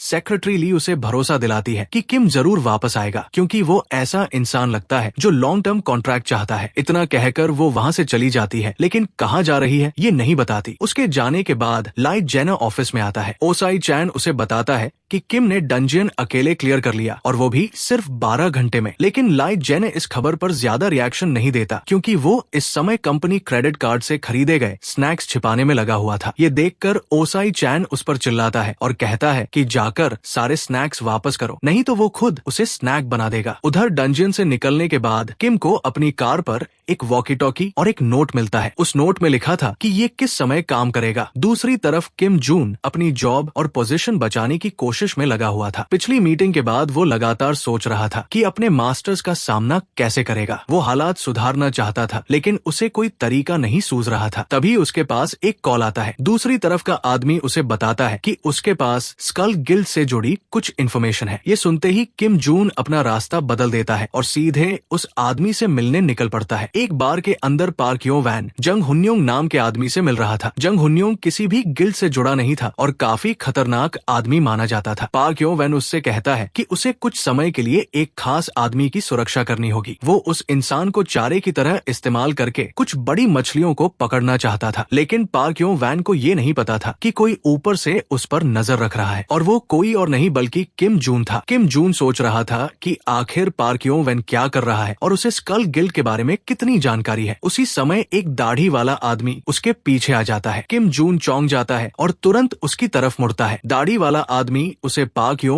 वैन के साथ हुई अपनी पिछली मीटिंग की इन्फॉर्मेशन देता है। वो बताता है कि पार्क यो वैन उससे स्कल गिल्ड के बारे में कुछ बातें जानना चाहता था। बदले में उसने ओआरसी डंजियन में मरे हुए स्कल गिल्ड मेंबर्स का सीक्रेट बताने का वादा किया था। ये सुनकर किम जून शॉक हो जाता है क्योंकि उसे उम्मीद नहीं थी कि पार्क यो वैन ऐसी इन्फॉर्मेशन तक पहुंच सकता है। अब किम जून थोड़ा घबरा जाता है क्योंकि उसे एहसास होता है कि ये मामला उसकी क्षमता से बाहर है। लेकिन प्रॉब्लम ये थी कि वह ये बात अपने मास्टर को भी नहीं बता सकता था क्योंकि इससे उसके मास्टर और नाराज हो सकते थे। आखिर में वो उस दाढ़ी वाले आदमी का धन्यवाद करता है और वादा करता है कि मेसाया गिल्ड उसके साथ गलत व्यवहार नहीं करेगी। दाढ़ी वाला आदमी कहता है कि इसकी जरूरत नहीं है क्योंकि वो पहले से ही मेसाया गिल्ड का एहसानमंद है। उसके और पार्क यो वैन के जाने के बाद किम जून जंग हुन्योंग के पास जाता है और उससे एक बिजनेस डील की बात करता है। वो जंग हुन्योंग से कहता है कि अगर वो उसका पार्टनर बन जाए तो उसे बहुत पैसा मिलेगा। जंग हुन्योंग तुरंत मान जाता है क्योंकि जहाँ पैसा होता है वहाँ वह कोई भी गंदा काम करने से नहीं हिचकिचाता। उधर जब ये सीक्रेट डील चल रही थी तब पार्क यो वैन की सेक्रेटरी उसे बताती है कि उसने वो पब्लिक डंजन हासिल कर लिया है जिसे पार्क यो वैन ने खरीदने के लिए कहा था। हालांकि उसे डर था कि इससे सिचुएशन और उलझ सकती है क्योंकि शुरू से उनका तरीका इस तरह डंजियंस खरीदने का नहीं रहा था। लेकिन पार्क यो वैन उसे भरोसा दिलाता है कि अब जबकि उसने सारे पीसेस अपनी जगह पर रख दिए हैं, स्कल गिल्ड को अगली मूव चलनी ही पड़ेगी। अब सिर्फ एक पीस बचा था और वो कोई और नहीं बल्कि किम था। उधर किम जून जंग हुन्योंग से मिलने के बाद और भी कंफ्यूज हो जाता है। उसे समझ नहीं आ रहा था कि पार्क यो वैन आखिर किम की सुरक्षा के लिए 5 बॉडीगार्ड्स क्यों रखेगा। किम जून को बिल्कुल नहीं लगता था कि किम वही इंसान हो सकता है जिसने स्कल गिल्ड के मेंबर्स को खत्म किया हो, खासकर उन मेंबर्स को जिन्हें स्वॉर्ड मास्टर और आर्चर मास्टर ने खुद ट्रेन किया था। लेकिन किम जून एक बात नहीं जानता था, किम को भी कभी उन्हीं दोनों मास्टर्स ने ट्रेन किया था। फर्क सिर्फ एक्सपीरियंस का था और एक्सपीरियंस के मामले में किम को हराना लगभग नामुमकिन था। उधर किम को आखिरकार ओसाई चैन से बात करने का मौका मिल जाता है। किम उससे पूछता है कि क्या वो टेस्ट पास कर गया। ओसाई चैन उसे बधाई देता है और कहता है कि उसने टेस्ट शानदार तरीके से पास किया है। ये सुनकर किम तुरंत उससे कुछ डंजियंस खरीदने की बात करता है। वो डंजियंस की पूरी लिस्ट एक सिक्योर लॉकर में रखता है और ओसाई चैन को उसका पासवर्ड बता देता है। कॉल खत्म होने के बाद लाइजेना ओसाई चैन से पूछता है कि क्या किम पर इतना बड़ा बेट लगाना सही है, क्योंकि उसे किम थोड़ा ज्यादा खतरनाक लगता है। लेकिन ओसाई चैन उसे भरोसा दिलाता है कि सब ठीक रहेगा। वैसे भी ब्रोकर का बिजनेस खुद कोई सुरक्षित काम नहीं था। उधर किम पार्क यों वैन से मीटिंग कर रहा था। पार्क यों वैन चाहता था कि किम उसके मिशन में बेट का काम करे। किम ऐसे दिखाता है जैसे उसे सिचुएशन को लेकर फिक्र हो रही हो और वो इस काम के खतरे गिनाने लगता है। लेकिन पार्क यों वैन उसे भरोसा दिलाता है कि उसने कुछ वेटरन प्लेयर्स को उसकी सुरक्षा के लिए बॉडीगार्ड बनाकर रखा है। शुरुआत में किम थोड़ा हिचकिचाने का नाटक करता है, लेकिन फिर वो काम मान जाता है। हालांकि उसकी एक कंडीशन थी, वो चाहता था कि उसकी पेमेंट बढ़ाई जाए। दोनों तरफ के लोग यही सोच रहे थे कि उन्होंने सामने वाले को अपने जाल में फंसा लिया है। इसके बाद दोनों प्राइस को लेकर नेगोशिएशन करने लगते हैं। आखिर में किम ऑफिस से बाहर निकलता है और उसके हाथ में एक स्किल पेज होता है। कि मन ही मन पार्क यों वैन की तारीफ करता है, क्योंकि यही वो चीज थी जिसकी उसे इस समय सबसे ज्यादा जरूरत थी। उधर जिन प्लेयर्स को पार के यों वैन ने अपना इन्वेस्टमेंट 5 गुना करने का डेडलाइन दिया था, वे इस समय डंजन में मॉन्स्टर्स मार रहे थे और जल्दी से जल्दी ज्यादा पैसा कमाने का तरीका सोच रहे थे। उनमें से एक प्लेयर तो टूटने की कगार पर पहुंच चुका था। उसे लग रहा था कि शायद पूरी जिंदगी उसे सिर्फ डंजन हंट्स करके अपना कर्ज चुकाना पड़ेगा। लेकिन उनका लीडर उन्हें डांटता है और कहता है कि रोना धोना बंद करो और ज्यादा मॉन्स्टर्स मारो। उन्हें पता भी नहीं था कि कोई पीछे से उन पर नजर रख रहा था और उसके इरादे बिल्कुल अच्छे नहीं थे। उधर रियल वर्ल्ड में किम जून जंग हुनियों के साथ डील फाइनल कर देता है और उसे एडवांस में 1 बिलियन कोरियन वन दे देता है। उसका काम सिर्फ किम को पकड़कर किम जून के हवाले करना था। जंग हुनियों को लगता है कि पैसे अभी भी कम है, क्योंकि इस काम की वजह से उसका एक लॉन्ग टर्म क्लाइंट हाथ से निकल जाएगा। किम जून उसे भरोसा दिलाता है कि मिशन पूरा होने के बाद और पैसे मिलेंगे। लेकिन जंग हुनियों ज्यादा पैसे नहीं चाहता था। वो मेसाया गिल्ड के साथ डील करना चाहता था। किम जून साफ कह देता है कि मेसाया गिल्ड का इस डील से कोई लेना देना नहीं है और वो सिर्फ पैसे दे सकता है। डील खत्म होने के बाद किम जून वहाँ से चला जाता है। पीछे जंग हुनियों और उसकी टीम अपनी नई कमाई का जश्न मनाने लगते हैं। उसकी टीम का एक मेंबर पूछता है कि क्या मेसाया गिल्ड में भी ऐसे सस्पिशियस लोग होते हैं। जंग हुनियों हंसकर कहता है कि खराब लोग हर जगह मिलते हैं, हर कोई ली सेजुन जैसा सेल्फलेस नहीं होता। अगर किम वहाँ मौजूद होता तो शायद ये सुनकर सीधे जंग हुनियों के मुंह पर मुक्का मार देता, क्योंकि वो ली सेजुन की असलियत अच्छी तरह जानता था। इसी दौरान पार्क यों वैन फैक्शन के फीनिक्स गिल्ड मेंबर्स का पीछा कर रहे स्कल गिल्ड मेंबर्स आखिरकार डंजन पोर्टल से बाहर निकलते हैं। पोर्टल के बंद होने से साफ था कि डंजन क्लियर हो चुका था, लेकिन प्रॉब्लम ये थी कि स्कल गिल्ड के 3 मेंबर्स के अलावा फीनिक्स गिल्ड का कोई भी मेंबर बाहर नहीं आया। ये देखकर बाहर खड़े मैनेजर्स परेशान हो जाते हैं और स्कल गिल्ड से पूछते हैं कि बाकी लोग कहाँ हैं। तब स्कल गिल्ड का एक मेंबर बिल्कुल आराम से कहता है कि उसने और उसके साथियों ने उन सबको मार दिया। इतना बोलकर वे लोग अपनी कार में बैठते हैं और वहाँ से निकल जाते हैं। पीछे सिर्फ शॉक में खड़े मैनेजर्स रह जाते हैं। कार के अंदर टीम लीडर उस गुस्सैल मेंबर को शांत रहने को कहता है, क्योंकि उनके बॉस ने साफ कहा था कि कोई गलती नहीं होनी चाहिए। तभी उसके पास किम जून का कॉल आता है। किम जून उसे कहता है कि वो तुरंत उस डंजन की तरफ पहुंचे जिसकी लोकेशन उसने भेजी है,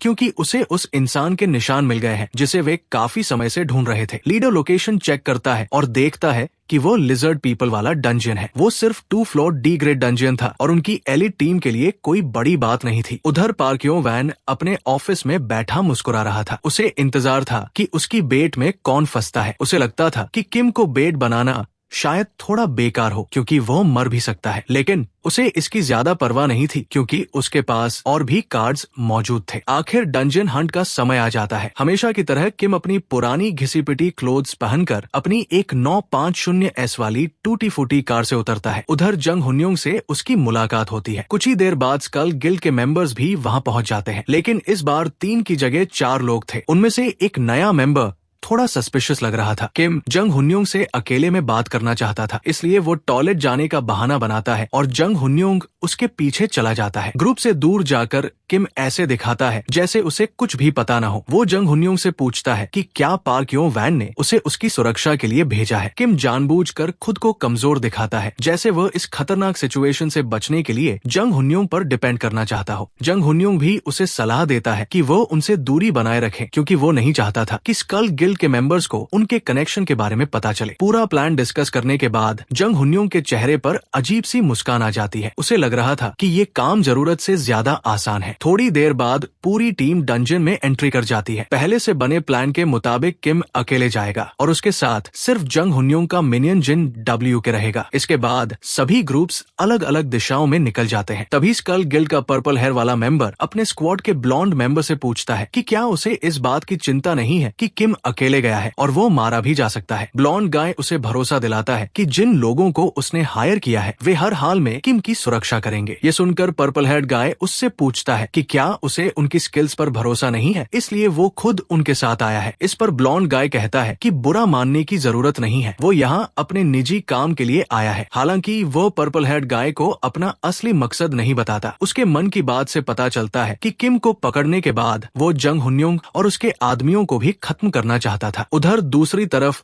जंग हुन्योंग भी किम को पकड़ने की तैयारी कर रहा था। अब उसे किम की फाइटिंग एबिलिटी का अंदाजा हो चुका था। इसी वजह से उसने जिन WK को किम के पीछे भेजा था ताकि वह किम की फाइटिंग स्किल्स की इंफॉर्मेशन वापस ला सके। लेकिन जंग हुन्योंग नहीं जानता था कि ये फैसला उसकी सबसे बड़ी गलती बनने वाला है। काफी देर इंतजार करने के बाद भी किम और जिन WK वापस नहीं लौटते। ये देखकर वे लोग खुद उन्हें ढूंढने निकल पड़ते हैं। खून के निशानों और मरे हुए लिजर्ड मैन का पीछा करते हुए वे आखिर बैटलफील्ड तक पहुंच जाते हैं। वहां पहुंचकर वे देखते हैं कि जिन WK और किम दोनों खून से लथपथ जमीन पर पड़े हुए हैं। जंग हुन्योंग तुरंत अपनी टीम के हीलर को जिन WK के पास भेजता है, क्योंकि वो अभी भी थोड़ा हिलता हुआ दिखाई दे रहा था। हीलर उसके पास पहुंचकर देखता है कि उसकी गर्दन टूट चुकी है और उसके शरीर से काफी खून बह रहा है। लेकिन इसके बावजूद जिन WK बार बार किम की तरफ इशारा कर रहा था। हीलर को लगता है कि शायद वो चाहता है कि पहले किम को बचाया जाए, क्योंकि आखिर वो उनका क्लाइंट था। ये बात हीलर को गुस्सा दिला देती है। वो जिन WK से कहता है कि थोड़ा सेल्फिश बनो, किम से पहले इलाज तुम्हारा होना चाहिए क्योंकि तुम उनके कॉमरेड हो। लेकिन हीलर ये नहीं समझ पाता कि जिन WK किम को बचाने के लिए नहीं कह रहा था। वो उन्हें वार्निंग देने की कोशिश कर रहा था कि किम अभी भी जिंदा है और ये पूरा खेल उसी ने रचा है। तभी अचानक कहीं से एक स्केलेटन सोल्जर निकलता है और एक ही अटैक में हीलर को खत्म कर देता है। जंग हुन्योंग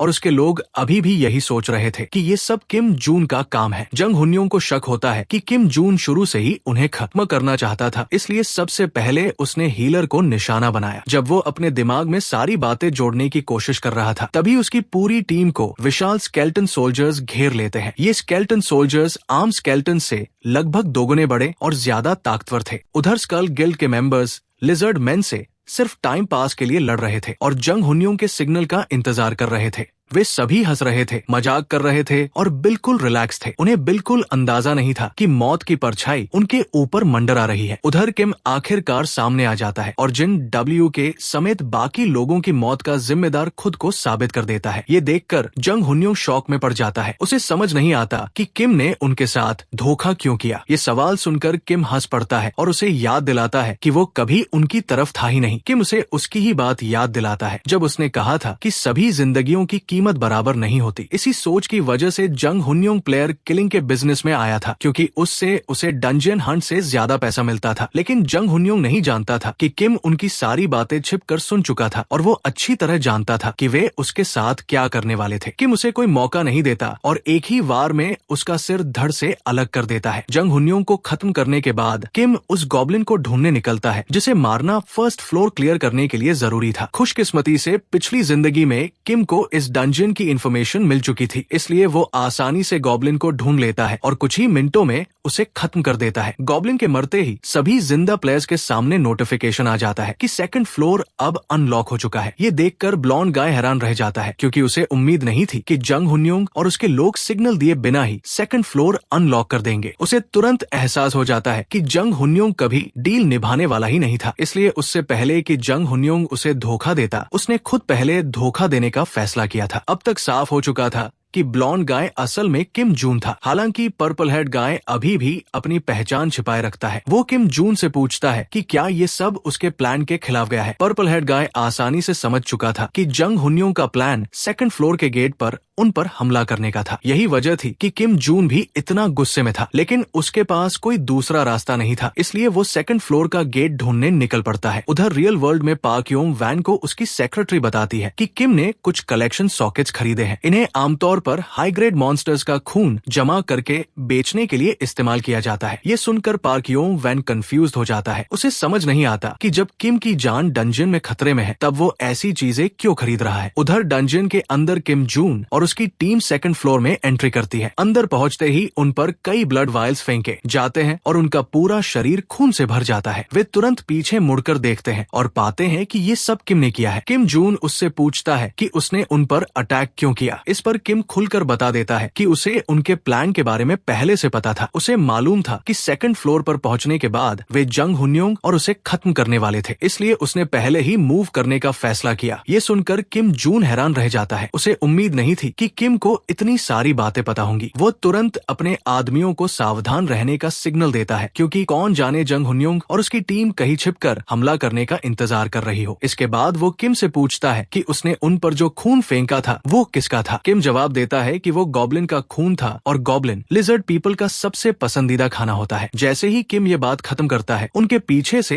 एक विशाल लिजर्ड मैन निकलता है और एक आदमी को एक ही बाइट में निगल जाता है। ये देखकर स्कल गिल्ड और किम जून दोनों डर जाते हैं और तुरंत लिजर्ड मैन से दूरी बना लेते हैं। तभी स्कल गिल्ड का लीडर, जिसका नाम मैट्सुमोटो था, गुस्से में किम की तरफ दौड़ पड़ता है। वो किम पर बेहद गुस्सा था, लेकिन किम जरा भी नहीं डरता। वो भी अपनी स्वॉर्ड निकालता है और मैट्सुमोटो का सामना करने के लिए तैयार हो जाता है। जैसे ही दोनों की स्वॉर्ड्स टकराती है, किम की नजर मैट्सुमोटो की स्वॉर्ड पर बने स्वॉर्ड मास्टर के लोगों पर पड़ती है। ये सिंबल बताता था कि मैट्सुमोटो स्वॉर्ड मास्टर का डिसाइपल है। मैट्सुमोटो को उम्मीद नहीं थी कि किम ये बात पहचान जाएगा। वो थोड़ा हैरान हो जाता है, लेकिन साथ ही किम को हर हाल में खत्म करने का उसका इरादा और मजबूत हो जाता है। उधर किम जून और स्कल गिल्ड का आखिरी मेंबर लिजर्ड मॉन्स्टर को रोकने की पूरी कोशिश कर रहे थे, लेकिन वो मॉन्स्टर उन्हें ऐसे घूर रहा था जैसे वो किसी भी पल उन्हें निगल जाएगा। इधर किम लगातार मैट्सुमोटो को उकसा रहा था और मैट्सुमोटो हर बार उसके जाल में फंस रहा था। इससे फाइट किम के लिए और आसान होती जा रही थी। उसे बस अटैक्स डॉज करने थे और सही मौके का इंतजार करना था। कुछ देर तक मैट्सुमोटो को और भड़काने के बाद किम उसे डाउनवर्ड स्लैश करने पर मजबूर कर देता है। जैसे ही मैट्सुमोटो नीचे की तरफ स्वॉर्ड चलाता है, किम छलांग लगाकर अटैक डॉज कर लेता है और हवा में रहते हुए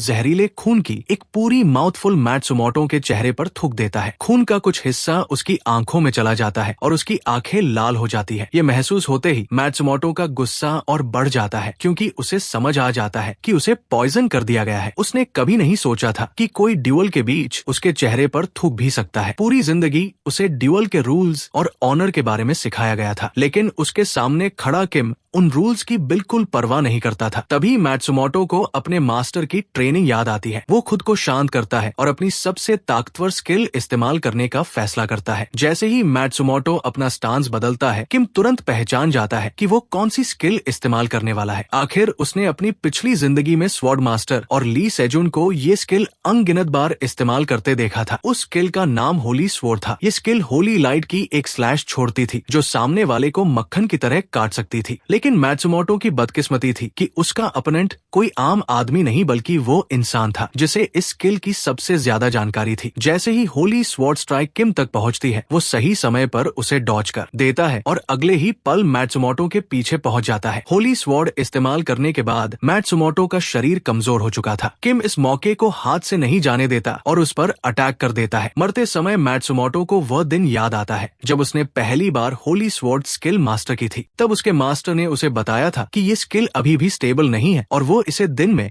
सिर्फ एक बार ही इस्तेमाल कर सकता है। इसके बाद उसका शरीर इतना कमजोर हो जाएगा कि वो ठीक से लड़ भी नहीं पाएगा और अगर सामने वाला दुश्मन एक स्किल में नहीं गिरा तो उसकी हार तय है। अब आखिरकार मैत्सुमोटो समझ गया था कि उसके मास्टर किस तरह के मॉन्स्टर की बात करते थे और आज वो सचमुच ऐसे ही एक मॉन्स्टर से टकरा चुका था। मैत्सुमोटो की मौत देखते ही उसका साथी एक पल के लिए डिस्ट्रैक्ट हो जाता है। यही मौका लिजर्ड मॉन्स्टर को मिल जाता है और वो पीछे से अटैक करके उसे भी खत्म कर देता है। अब वहाँ सिर्फ किम जून बचा था। अपनी हालत देखकर किम जून तुरंत प्रो गेमर मूव अपनाता है और ट्रूस की बात करने लगता है। ये सुनकर किम हंस पड़ता है। वो किम जून को याद दिलाता है कि कुछ देर पहले तक वही उसे मारने की कोशिश कर रहा था और अब जब जीतने की उम्मीद नहीं बची तो ट्रूस मांग रहा है। किम जून उसे समझाने की कोशिश करता है कि अगर किम ने उसे मार दिया तो डंजन क्लियर करना और मुश्किल हो जाएगा, लेकिन किम कहता है कि उसे इसकी चिंता करने की जरूरत नहीं है क्योंकि उसके पास पहले से अपने हेल्पर्स मौजूद है। इतना कहकर किम अपने स्केलेटन सोल्जर्स समन कर देता है। ये देखकर किम जून शॉक में पड़ जाता है। उसे बिल्कुल पता नहीं था कि किम एक नेक्रोमांसर है। डर के मारे किम जून पीछे हटने की कोशिश करता है, लेकिन पीछे खड़ा लिजर्ड मॉन्स्टर उसे मौका ही नहीं देता। मॉन्स्टर अचानक उस पर अटैक कर देता है। किम जून किसी तरह पहला अटैक बचा लेता है, लेकिन जैसे ही मॉन्स्टर दूसरा अटैक करने वाला होता है वो मोटा आदमी जिसे मॉन्स्टर ने पहले उड़ा दिया था फिर से उठ खड़ा होता है और मॉन्स्टर के सिर पर जोरदार हिट मार देता है। हालांकि इससे मॉन्स्टर रुकने की बजाय और ज्यादा गुस्सा हो जाता है। वो अपनी टेल से मोटे आदमी को जकड़ लेता है और उसे अपने मुंह की तरफ खींचने लगता है। डर के मारे वो आदमी मॉन्स्टर से नेगोशिएशन करने लगता है। वो कहता है कि उसे मत खाओ क्योंकि उसके शरीर से बदबू आती है। लिजर्ड मॉन्स्टर को सच में उसके शरीर की बदबू पसंद नहीं आती, इसलिए उसे जिंदा खाने की बजाय कुचलने का फैसला करता है। ये सब देखकर किम जून की हालत खराब हो जाती है, लेकिन वो जानता था कि अगर रुक गया तो मर जाएगा, इसलिए वो भागने लगता है और सोचता है कि कहीं छिपकर इंतजार करेगा जब तक किम और बाकी लोग डंजन क्लियर नहीं कर देते। लेकिन लिजर्ड मॉन्स्टर किसी भी कीमत पर उसका पीछा छोड़ने को तैयार नहीं था। किम जून जितना भागता मॉन्स्टर उतना ही उसके पीछे आता। किम जून को समझ नहीं आ रहा था कि मॉन्स्टर उसी के पीछे क्यों पड़ा है। इधर किम के स्केलेटन सोल्जर्स लगातार पीछे से मॉन्स्टर पर अटैक कर रहे थे। मॉन्स्टर का एचपी पहले ही किम के हेमेटॉक्सिन स्किल की वजह से काफी कम हो चुका था। पिछली लेवल अप के बाद हेमेटॉक्सिन में एक नया इफेक्ट भी जुड़ गया था जो टारगेट के स्टैट्स कम कर देता था। इसी वजह से लिजर्ड मॉन्स्टर पहले से थोड़ा स्लो हो गया था और स्केलेटन सोल्जर्स को अटैक करने में आसानी हो रही थी, लेकिन इसके बावजूद मॉन्स्टर स्केलेटन सोल्जर्स को जैसे देख ही नहीं रहा था। उसका पूरा ध्यान सिर्फ किम जून पर था। किम जून दूसरी तरफ स्केलेटन सोल्जर्स की ताकत देखकर हैरान था। वे कई एलीट प्लेयर से भी ज्यादा ताकतवर लग रहे थे। अब उसे समझ आ गया था कि सेकंड फ्लोर पर जंग हुन्योंग और उसकी टीम क्यों नहीं दिखाई दी। साफ था कि किम ने उन्हें पहले ही खत्म कर दिया था। आखिर में किम जून घुटनों पर आ जाता है और किम से अपनी जान बख्शने की भीख मांगने लगता है, लेकिन किम पर इसका कोई असर नहीं पड़ता। वो अपने एक स्केलेटन सोल्जर को भेजकर किम जून का रास्ता बंद करवा देता है ताकि लिजर्ड मॉन्स्टर आसानी से उसे कुचल सके। मरने से ठीक पहले तक किम जून ये नहीं समझ पाया कि मॉन्स्टर स्केलेटन सोल्जर्स को छोड़कर सिर्फ उसी के पीछे क्यों पड़ा है। अपनी जिंदगी के आखिरी कुछ सेकंड में उसे जवाब मिलता है। किम उसे बताता है कि लिजर्ड मैन असल में ब्लाइंड होते हैं। वे आंखों से नहीं बल्कि लिविंग क्रीचर्स की हीट सिग्नेचर्स देखकर शिकार करते हैं। ये सीक्रेट किम को अपनी पिछली जिंदगी से पता था। स्केलेटन सोल्जर्स मरे हुए होते हैं, इसलिए उनके शरीर से कोई हीट सिग्नेचर नहीं निकलती। उधर रियल वर्ल्ड में पूरी दुनिया उस नए 2 फ्लोर A+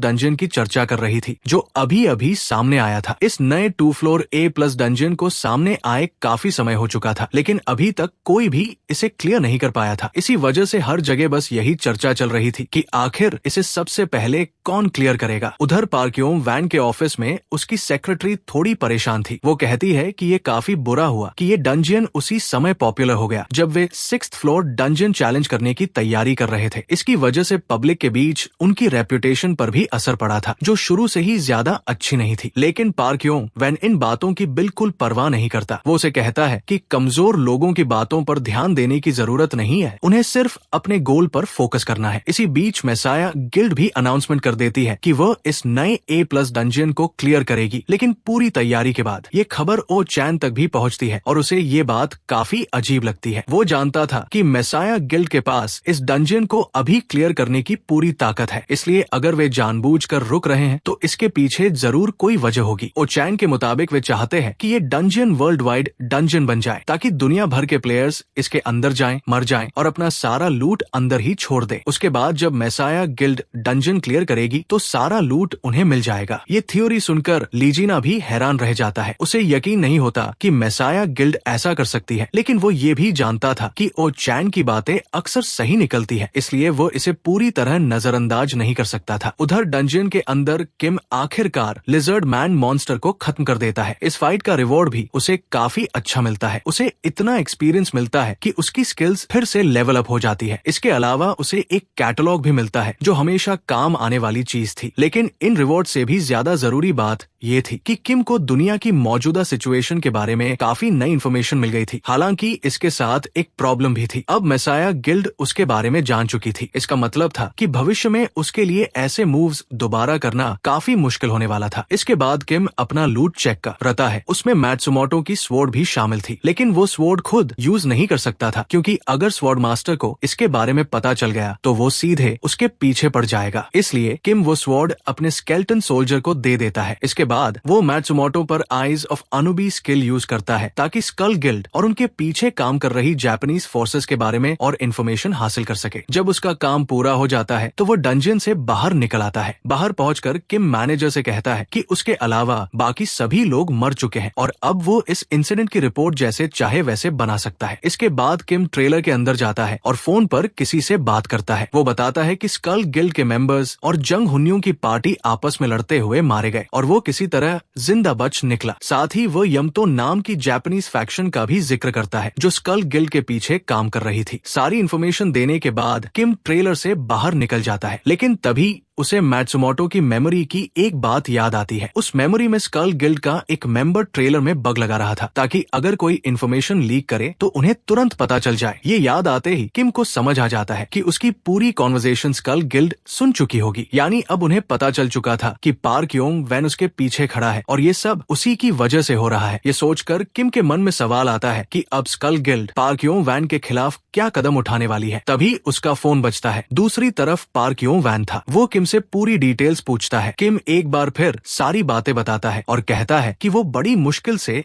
जिंदा बच पाया, लेकिन साथ ही वो ये भी बता देता है कि उसे स्कल गिल्ड की मेन ब्रांच की लोकेशन का अंदाजा है। ये सुनते ही पार्क योंग वैन खुश हो जाता है। वो किम की सर्वाइवल एबिलिटी की तारीफ करता है और अगले दिन मिलने के लिए बुलाता है ताकि सारी details face to face discuss की जा सके। कॉल खत्म होने के बाद किम सीधे उस लॉकर रूम में जाता है जहां ओ चैन ने डंजन से जुड़ी फाइल्स रखी थी। किम को इन फाइल्स से काफी उम्मीदें थी और इस बार ओ चैन उसे निराश नहीं करता। फाइल्स के अंदर उसे लगभग हर उस डंजन की इन्फॉर्मेशन मिल जाती है जिसे उसने अपनी पिछली जिंदगी में क्लियर किया था। इतना ही नहीं, कुछ ऐसे डंजन्स की डिटेल्स भी मौजूद थी जिनके बारे में वो पहले कभी नहीं जानता था। उन्हीं में से एक 2 फ्लोर एरंग डंजन था जिसे उसकी पिछली जिंदगी में भी सीक्रेट रखा गया था। किम जब उसकी कंडीशंस पढ़ता है तो उसकी नजर लिजर्ड एग वाली इन्फॉर्मेशन पर टिक जाती है। ये वही मिस्ट्री थी जिसका जवाब उसे पिछली जिंदगी में कभी नहीं मिला था। इसलिए इस बार वो फैसला करता है कि किसी और से पहले वो खुद इस डंजन को क्लियर करेगा और पता लगाएगा कि उस एग के अंदर आखिर क्या छिपा है। अपनी जगह पक्की करने के लिए वो तुरंत ओ चैन को कांटेक्ट करता है। दूसरी तरफ ओ चैन भी किम के साथ अपनी पहली असली डील को लेकर काफी एक्साइटेड था। अगली सुबह किम पार्क योंग वैन के ऑफिस पहुंचता है और एक बार फिर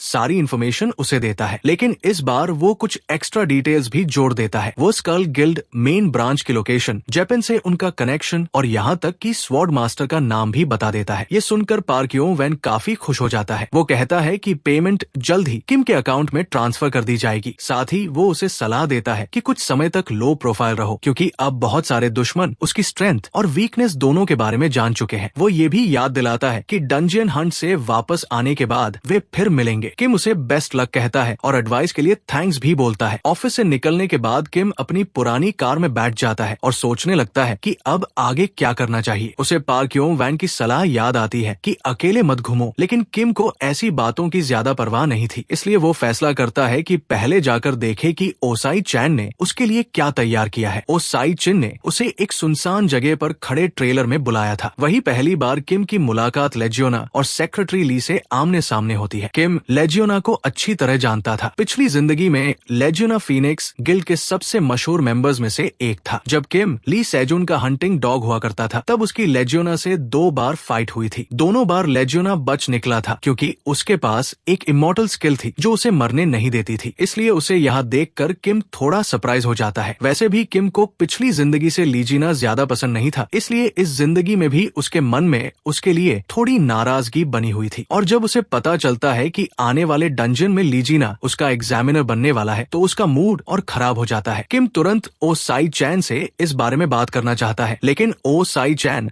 उससे फेस टू फेस मिलने को तैयार नहीं था। इसलिए दोनों की बातचीत वॉकी टॉकी के जरिए ही जारी रहती है। उस साई चैन किम से कहता है कि उसे अभी भी उसकी एबिलिटीज को एक भरोसेमंद नजर से टेस्ट करवाना होगा, इसलिए एक एग्जामिनर होना जरूरी है। ये सुनकर किम थोड़ा बेबस महसूस करता है, इसलिए वो ओ साई चैन से पूछता है कि अगर एग्जामिनेशन के दौरान एग्जामिनर मर जाए तो क्या उसे सजा मिलेगी। किम साफ तौर पर लीजिना को थ्रेटन कर रहा था। लीजिना भी ये बात समझ जाता है, लेकिन उसे इसकी ज्यादा परवाह नहीं थी क्योंकि वो इमॉर्टल था। दूसरी तरफ लीजिना भी ओ चैन से पूछता है कि अगर डंजन हंट के दौरान एग्जामिनी मर जाए तो क्या उसे सजा मिलेगी। ये सुनकर ओ चैन उस पर चिल्लाता है और कहता है कि अगर ऐसा हुआ तो वो उसकी स्नैक सप्लाई बंद कर देगा। बेचारा लीजिना हर चीज पर समझौता कर सकता था, लेकिन स्नैक्स पर नहीं, क्योंकि उसे अपनी नॉर्मल लाइफ चलाने के लिए 10,000 कैलोरीज चाहिए होती थी। आखिर में किम और लीजिना के पास एक दूसरे के साथ डंजन में जाने के अलावा कोई और रास्ता नहीं बचता। ये देखकर सेक्रेटरी ली थोड़ी परेशान हो जाती है क्योंकि उसे डर था कि कहीं किम सच में लीजिना को डंजन में मार ही न दे। लेकिन ओ चैन उसे पॉजिटिव रहने के लिए कहता है और मजाक में बोलता है कि अगर ऐसा हुआ तो वो किम को अपना नंबर 1 एनिमी मान लेगा। भाइयों, आज की वीडियो में बस इतना ही। मिलते हैं नेक्स्ट पार्ट में। तब तक के लिए जो भाई चैनल पर नए हैं चैनल को सब्सक्राइब करें और बेल आइकॉन ऑन कर लें ताकि अगली वीडियो आप सभी को सबसे पहले मिले।